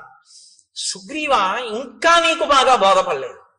కోపము 2 రకాలుగా ఉంటుంది. ఒకటి ప్రతీకారేచ్ఛతో ఉన్న కోపము ఒకటి, అవతలవాడు పాడైపోతున్నాడని ప్రేమతో కోపం తెచ్చిపెట్టుకుని సంస్కరించాలని ప్రయత్నించడం ఒకటి. రాముడిది ప్రతీకారేచ్ఛతో కూడుకున్నటువంటి కోపం కాదు, ప్రతీకారేచ్ఛతో కూడుకున్నదైతే ఇంకోలా ఉంటుంది. ఇది ప్రణయాత్కృద్ధో, ప్రేమతో కూడిన కోపం. ప్రేమతో కూడిన కోపాన్ని ప్రేమతోటే అర్థం చేసుకోవాలి తప్ప ప్రేమతో కూడిన కోపాన్ని ఇంకొకలా అర్థం చేసుకోకూడదు. కాబట్టి రాముడికి నీ మీద ఎంత ప్రేమ ఉందో అర్థం చేసుకో. ఆయనంత కోపంగా మాట్లాడినా ఇప్పుడు లక్ష్మణుడు వచ్చేదో చాలా కోపంగా ఉన్నాడని మాట్లాడతాడు. నువ్వేం చేయాలో తెలుసా? ఎంత ప్రేమ లేకపోతే నా మీద ఒక బాణం వెయ్యగలిగిన వాడు వెయ్యకుండా ఇలా కబురు చేశాడు అని అంజలి ఘటించి వినాలి తప్ప నువ్వు నన్ను ఇలా అంటాడా అనకూడదు. ఆ ప్రేమ నిన్ను ఉద్ధరించడానికేనయా కోపం. ఈ శ్లోకం కానివ్వండి ఇవాళ సమాజంలో సరిగ్గా జీర్ణమైతే చాలా మంది మధ్య విభేదాలు, చాలా మంది మధ్య దెబ్బలాటలు, చాలా చాలా ఆత్మహత్యలు ఆగిపోతాయి. అమ్మ దెబ్బలాడితే ఆత్మహత్య ఏమిటండి? నాన్నగారు దెబ్బలాడితే ఆత్మహత్య ఏంటి? భర్త దెబ్బలాడితే ఆత్మహత్య ఏంటి? భార్య పుట్టింటికి వెళ్ళి రావడం ఆలస్యం అయితే భర్త ఆత్మహత్య చేసుకోవడం ఏంటి? అంటే అవతల వారు ఒక మాట అన్నప్పుడు ప్రేమతో అన్న మాటని ప్రేమగా స్వీకరించగలిగినటువంటి లక్షణం కోల్పోతే ఏమైపోతుందంటే అవి ఎప్పుడు పిటపిటలాడుతూ ఉంటాయి తప్ప సంబంధాలు వాటికి అనురక్తి, ఆర్ద్రత అన్న తడి అంటి ఉండవు. ఆ సంబంధాలకి అవి ఎప్పుడు ఎండిపోయినటువంటి వేయించేసినప్పుడల్లా ఉంటాయి. మీరు ఎక్కడ ముట్టుకున్నా పలుక్కుని విరిగిపోతుంది. అలా ఉండకూడదు. చక్కగా ముట్టుకుంటే తడితో ప్రేమ అన్న తడి తగలడం వల్ల మీరు ముట్టుకుంటే సాగేటటువంటి గుణం కలిగినటువంటిదై ఉండాలి. మీరు ఎంత దాన్ని స్వీకరిస్తే అంత మధురిమ దాంట్లోంచి రావాలి. మీరు ఒక ద్రాక్ష పండుని మంచి ఎండాకాలంలో ఫ్రిడ్జ్ లోంచి ద్రాక్ష పండ్ల గుత్తుకటి తీసి తొక్క కూడా తీయవలసిన అవసరం లేకుండా ఉన్నటువంటి పండు కదా, దాన్ని తీసి ఇలా నోట్లో వేసుకుని పెదవుల మధ్య పెట్టి నొక్కండి, కళ్ళ మధ్య పెట్టి నొక్కండి, బుగ్గ కింద పెట్టి నొక్కండి, ఇలా పెట్టి వేళ్లతో నొక్కుకోండి. అది తీయటి చల్లటి రసాన్ని చిమ్ముతుంది మీ మీద. కొన్ని కొన్ని అనుబంధాలు అలా ఉండాలి. వాటిని అలా అర్థం చేసుకోవాలి. ఒక్కొక్కసారి దెబ్బలాడారు అనుకోండి, ఓ ఎందుకు దెబ్బలాడుంటారు, ఎంత ప్రేమైకమూర్తి నా యందు, ఇలా అన్నారంటే ఆయనకి ఎంత ఆర్తితో అంటున్నారో అన్న విషయాన్ని అర్థం చేశాను. ఒక్కొక్కసారి ఆవిడంటుంది కోపంతో. ఆవిడ కోపంతో అంటే ఓ నా యందు ఎంత ప్రేమ కలిగింది, ఎంత పిచ్చిది నేనంటే, ఆ ప్రేమలో అంటుంది అని దాన్ని మీరు ప్రేమగా స్వీకరించాలి. అంతేకాని నన్ను అంత మాట అంటుందా. 1947లో పెళ్ళైన కొత్తల్లో ఇలాగే 57, 67, 77 దిక్కుమాలవన్నీ గుర్తు తెచ్చుకుని అక్కడి నుంచి ఇంకా వారం రోజులు మాటలు మానేసి కంచాలు విసిరేసి నానా అల్లరి చేసేసుకుని ఇల్లు యమలోకం కింద చేసుకుని ఆ తర్వాత ప్రారంభం ఎవరు అనుభవించాలి? వీళ్ళిద్దరే అనుభవించాలి. ఎందుకంత కోపం? ప్రణయాత్కృత. ఆ ప్రేమతో కూడినటువంటి కోపాన్ని ప్రేమతో కూడిన కోపంగానే అర్థం చేసుకోవయ్యా. హనుమ మాట్లాడితే అలా ఉంటాయండి. అమ్మో ఏమి మాటలండి మహానుభావుడివి. కాబట్టి ఆర్తస్య కృతదారస్య పరుషం పురుషాంతరాత్ వచనం మర్షణీయంతే రాఘవస్య మహాత్మనః. నువ్వు నీ భార్యలతో ఉన్నావు, రాజ్యాన్ని పొందావు, వేల దాటిపోయినా సుఖాలు అనుభవిస్తున్నావు. భార్య లేదు, రాజ్యం లేదు, నీకు ఉపకారం చేశాడు, నీకు సమయం ఇచ్చాడు, తాను నగరంలో కూడా రాలేదు, బయట పర్వత గుహలో ఉన్నాడు, ఒక గుహలో పడుకుంటున్నాడు. ఇన్నాళ్ళు ఎదురు చూశాడు. ఎంత బాధ వస్తుందో ఇప్పుడు. ఆ బాధలో వచ్చేటటువంటి మాట కొంచెం కష్టంగానే ఉంటుంది నువ్వు వినడానికి, కానీ నువ్వు వినడానికి కష్టంగా ఉందని కాదు వినవలసింది. అవతల వాడి కష్టం ఎంత ఉంటే ఆ మాట వచ్చిందో నువ్వు గమనించాలి. కాబట్టి ఇలా కోణంలో విని ఇప్పుడు లక్ష్మణుడు చెప్పేది తప్ప, నువ్వు బాగా తప్ప తాగి ఉన్నావు కాబట్టి రాముడు నన్ను ఇలా అంటాడా అని వినవద్దు సుమా. ఎంత సిద్ధం చేస్తున్నారో చూడండి. ఇది హనుమంటే మహానుభావుడండి ఆయన. అందుకే ఆయన పేరు చెప్తే చాలు మనిషి చక్కటి స్థితిని పొందుతాడు. కృతాపరాధస్య హితే నాణ్యత్ పశ్యామ్యహం క్షమం అంతరేణాంజలిం బద్ధ్వా లక్ష్మణస్య ప్రసాదనాత్. ఓ కిష్కింధకాండే. ఏమి హరిప్రసాద్ గారు చెప్దామా? చూద్దాం అదో సంతోషం. కాబట్టి ఇప్పుడు నువ్వు ఒకవేళ లక్ష్మణుడు వచ్చి క్రుద్ధుడై మాట్లాడినా అంజలి ఘటించి విను తప్ప ఇంకొకలా మాత్రం దాన్ని అర్థం చేసుకుని కోపగించవద్దు అన్న తరువాత ఆ లక్ష్మణుడు అక్కడ నిలబడి ఉన్నాడు. నిలబడి ఉండగా పూజితం నూపురాణంచ కాంచీనాం నిదనం తథా సన్నిశమ్య తత శ్రీమాం సౌమిత్రిర్ లజ్జితో భవత్ రోష వేగ ప్రకుపిత శ్రుత్వా చాభరణస్వనం చకారజ్యాస్వనం వీరో దిశ శబ్దేన పూరయన్ చారిత్రేణ మహాబాహు అపకృష్ట సలక్ష్మణ కాసానేకాంతమాశ్రిత్య రామశోక సమన్విత. ఆయన అక్కడ నిలబడి ఉండగా లక్ష్మణమూర్తి లోపల స్త్రీల ఆభరణములు అంటే వాళ్ళు పెట్టుకున్నటువంటి వడ్డానములు, పెట్టుకున్నటువంటి కంకణముల యొక్క ధ్వనులు వినపడ్డాయి. ఆయన స్త్రీలు రాజుతో సంతోషంగా ఏకాంతంగా తిరుగుతూ ఉండగా నేనిక్కడ దగ్గరగా తిరగకూడదు అని సిగ్గు చెందినవాడై పక్కకి వెళ్ళాడు. అది ఆయన చారిత్రం, ఆయన నడవడటువంటిది. కానీ వెంటనే జ్ఞాపకానికి వచ్చింది, మా అన్నయ్య అంత బాధపడుతున్నాడు, ఈ సుగ్రీవుడు ఇక్కడ ఇలా సుఖిస్తున్నాడు. ఆయనకి బాధ కలిగి వెంటనే పిడుగు పడితే ఎటువంటి ధనొస్తుందో, మేఘం ఒక్కసారి గర్జిస్తే ఎటువంటి ధనొస్తుందో అలా టంకారం చేశాడు. చేసేటప్పటికి లోపల ఉన్నటువంటి సుగ్రీవుడు అదిరిపోయాడు.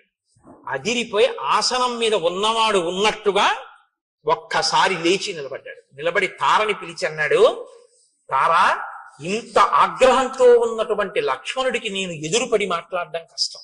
నేనున్న పరిస్థితిలో లక్ష్మణుడితో మాట్లాడలేను. కానీ రామలక్ష్మణులు గొప్ప చారిత్రం ఉన్నవారు. నీవు వెళ్ళి ఎదురుగుండా నిలబడి మాట్లాడితే నువ్వు ఏ స్థితిలో ఉన్నా సరే ఆడదాన్ని చూసేటప్పటికి కోపాన్ని వదిలిపెట్టేస్తారు.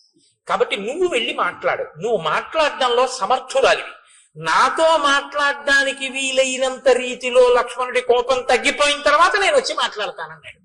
ఇప్పుడు తార లక్ష్మణుడి దగ్గరికి వెళ్ళింది. ఎలా వెళ్ళింది? అది తార గొప్పతనం అండి. కిష్కింధకాండలో ఒక మెరుపు తార. సాప్రస్కలంతి మదవిహ్వలాక్షి ప్రలంబకాంచి గుణహేమ సూత్ర సలక్ష్మణ లక్ష్మణ సన్నిధానం జగామతారా నమితాంగ యష్టి. ఆమె వడ్డాణం వేలాడిపోతోంది, అంటే పెట్టుకుని లేదు. ఆమె మెడలో వేసుకున్నటువంటి హారములన్నీ కూడా పెట్టుకున్న కొక్కెములు జారిపోయి ఊడిపోయి ఉన్నాయి. ఆవిడ బాగా మధువు సేవించి ఉంది, కనుగుడ్లు తిరుగుడు పడి ఉన్నాయి. అంటే ఆమె శరీరం మీద ఉండవలసినటువంటివి ఏవీ సరిగ్గా లేవు. ఆమె అలాగే లేచి నిలబడి స్థిమితంగా నడవలేక తూలుతూ లక్ష్మణమూర్తి దగ్గరికి వచ్చింది. అలా వచ్చినటువంటి తన మిత్రుని యొక్క భార్యని చూసేసేటప్పటికీ అంత లక్ష్మణమూర్తి కూడా నా మిత్రుడి భార్య, నేను ఇలా కళ్ళెత్తి అటువంటి ఆవిడ్ని చూడకూడదని కోపాన్ని తగ్గించుకుని కన్నులు తలొక్కసారి ఉంచి పరమప్రసన్నుడై తన మిత్రుడి భార్య ఎదురుగుండా వచ్చింది కాబట్టి ప్రశాంతుడై పక్కకి నిలబడ్డాడు. ఇప్పుడు తారంది, కిం కోపమూలం మనుజేంద్రపుత్ర కస్తేన సంతిష్టతి వాంగ్విదేశే కశుష్క వృక్షం వనమాపతంతం దావాగ్ని మాసీదతి నిర్విశంక. లక్ష్మణ, ఏమి అలా అక్కడ నిలబడిపోయావు? ఎండిపోయినటువంటి చెట్లతో కూడినటువంటి వనంలో దావాగ్ని ప్రవేశిస్తే అటువంటి దావాగ్నితో కూడుకున్నటువంటి పెద్ద అగ్నిహోత్రం ఎండిపోయిన చెట్లని కాల్చుకుంటూ వస్తుంటే ధైర్యంగా దానికి ఎదురు వెళ్ళిన వాడు ఎవరు నీకు అపకారం చేశారు? కిమయం కామ వృత్తస్తే లుప్త ధర్మార్థ సంగ్రహ భర్తా భర్తృహితే యుక్తే నచైనం అవబుధ్యసే. లక్ష్మణమూర్తి అన్నారు, నీ భర్త ధర్మార్థ కామముల యొక్క సమన్వయాన్ని మర్చిపోయి కామోపభోగమునందు అనురక్తి కలిగి చెయ్యవలసిన కర్తవ్యాన్ని విడిచిపెట్టేసి ప్రమాదాన్ని కొని తెచ్చుకుంటున్నటువంటి విషయం నీకు తెలియదా తారా?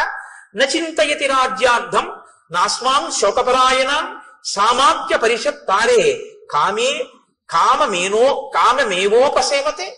ఆయన రాజ్యాన్ని పట్టించుకోవట్లేదు, మంత్రుల్ని పట్టించుకోవట్లేదు, మంత్రులకి దర్శనం ఇవ్వట్లేదు, కేవలం కామాన్ని సేవిస్తున్నాడు. అలా ఉండడం తప్పు కాదా?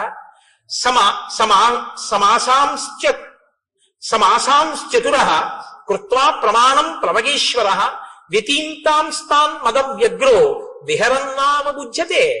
ఆయన ప్రత్యుపకారం చేస్తాను అని రామచంద్రమూర్తికి మాట ఇచ్చి రాముడి వలన ఉపకారం పొంది సమాసాం చతుర 4 నెలలు అయిపోయినా కుత్వా ప్రమాణం ప్లవగేశ్వర చేసినటువంటి మాట మరిచిపోయి వ్యతీతాంస్తాన్ మదవ్యగ్రో మదం చేత తాను చెప్పినటువంటి మాట తప్పిపోయి ఇలా తిరుగుతుండడం తప్పు కాదా?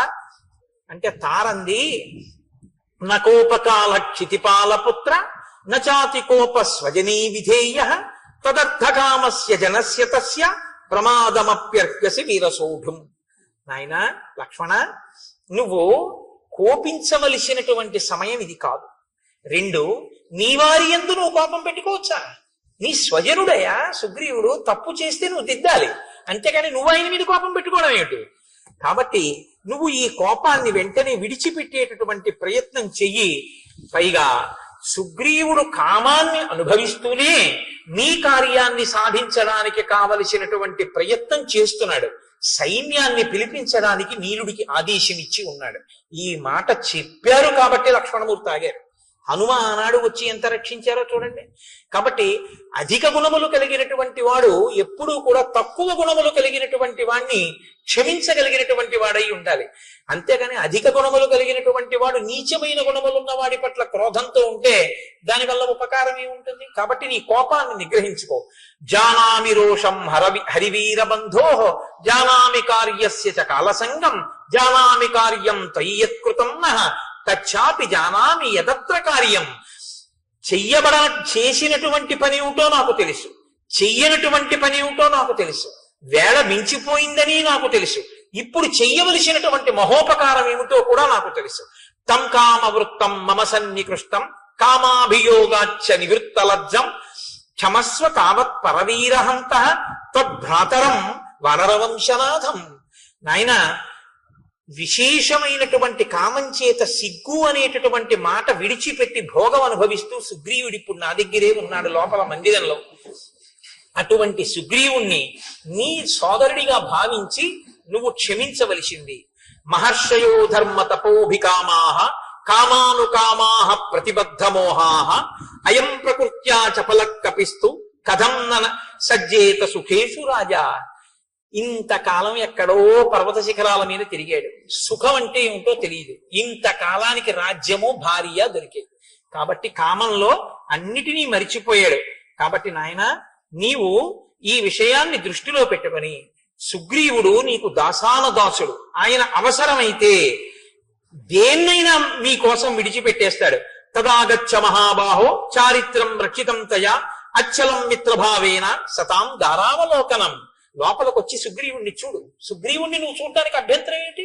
ఆయన భార్యలతో కూడి ఉండగా లోపలికి వస్తానంటావా?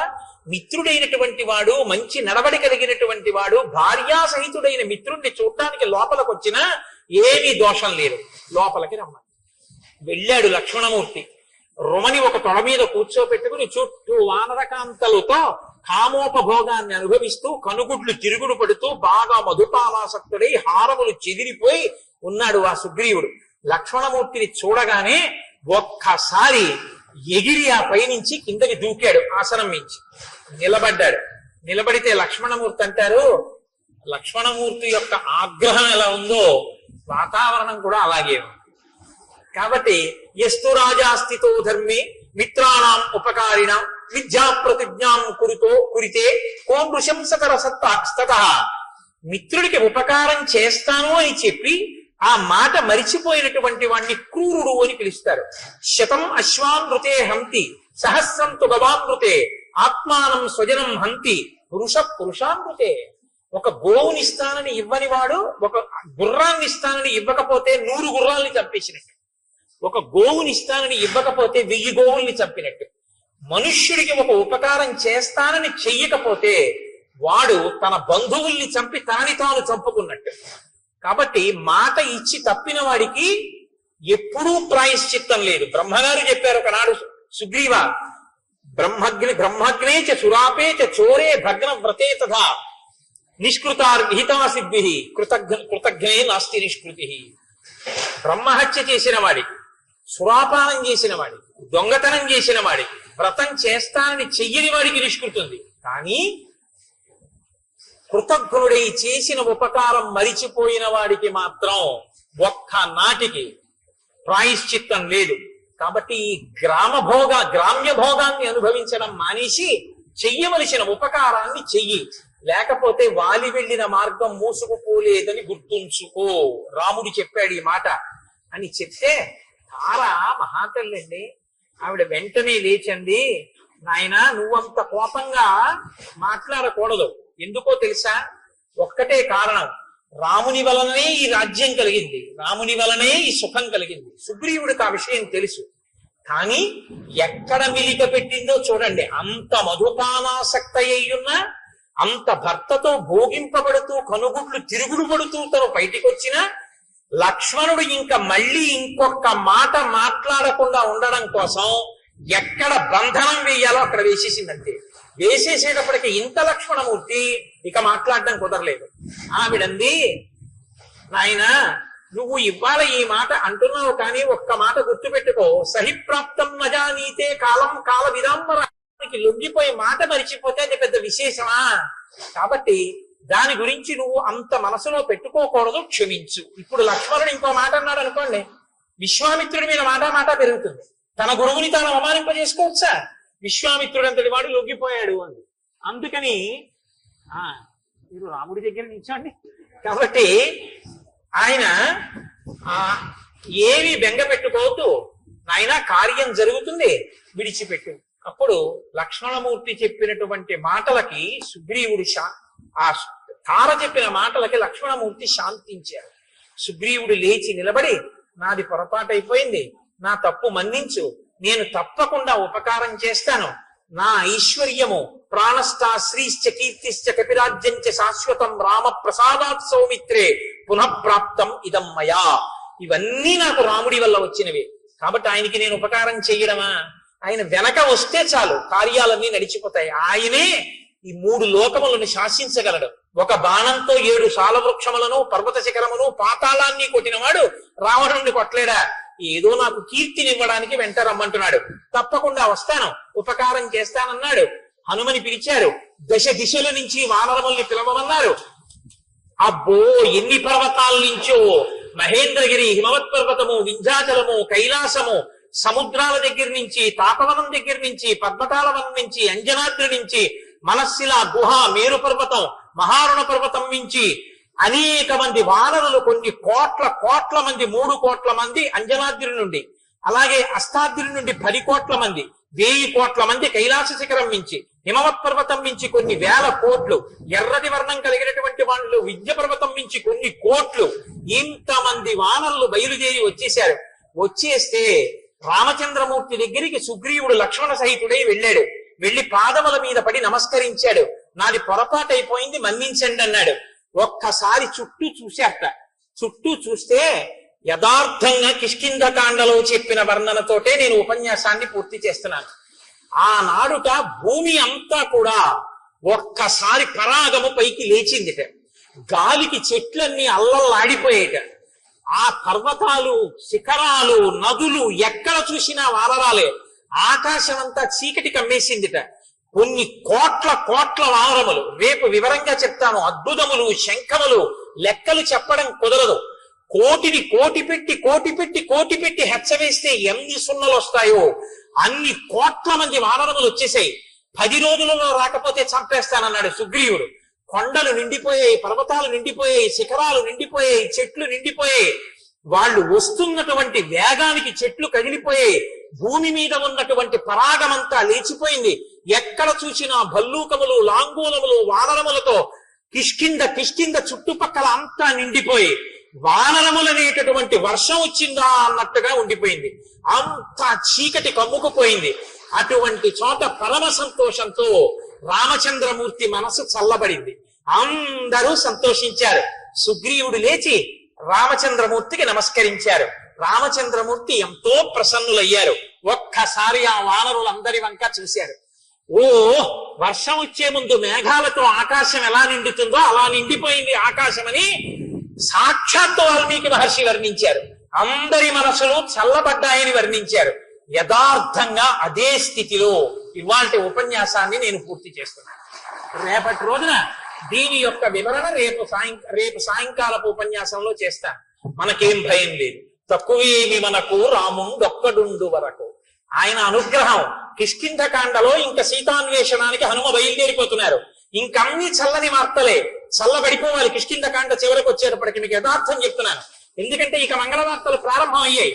అంతే, లోకం కూడా చల్లబడింది. ఇన్ని వానరములు వచ్చేటప్పటికి మరి వాయువేగం ఎలా ఉంటుందండి? ఒక్కొక్కడు ఎంతంత వేగం. అందుకే చూడండి ఎలా ఉందో. వాతావరణం కూడా శ్రీరామాయణం ప్రత్యక్షంగా ఆవిష్కరింపబడింది. మనం రామనామం చెప్పి మంగళం చెప్దాం.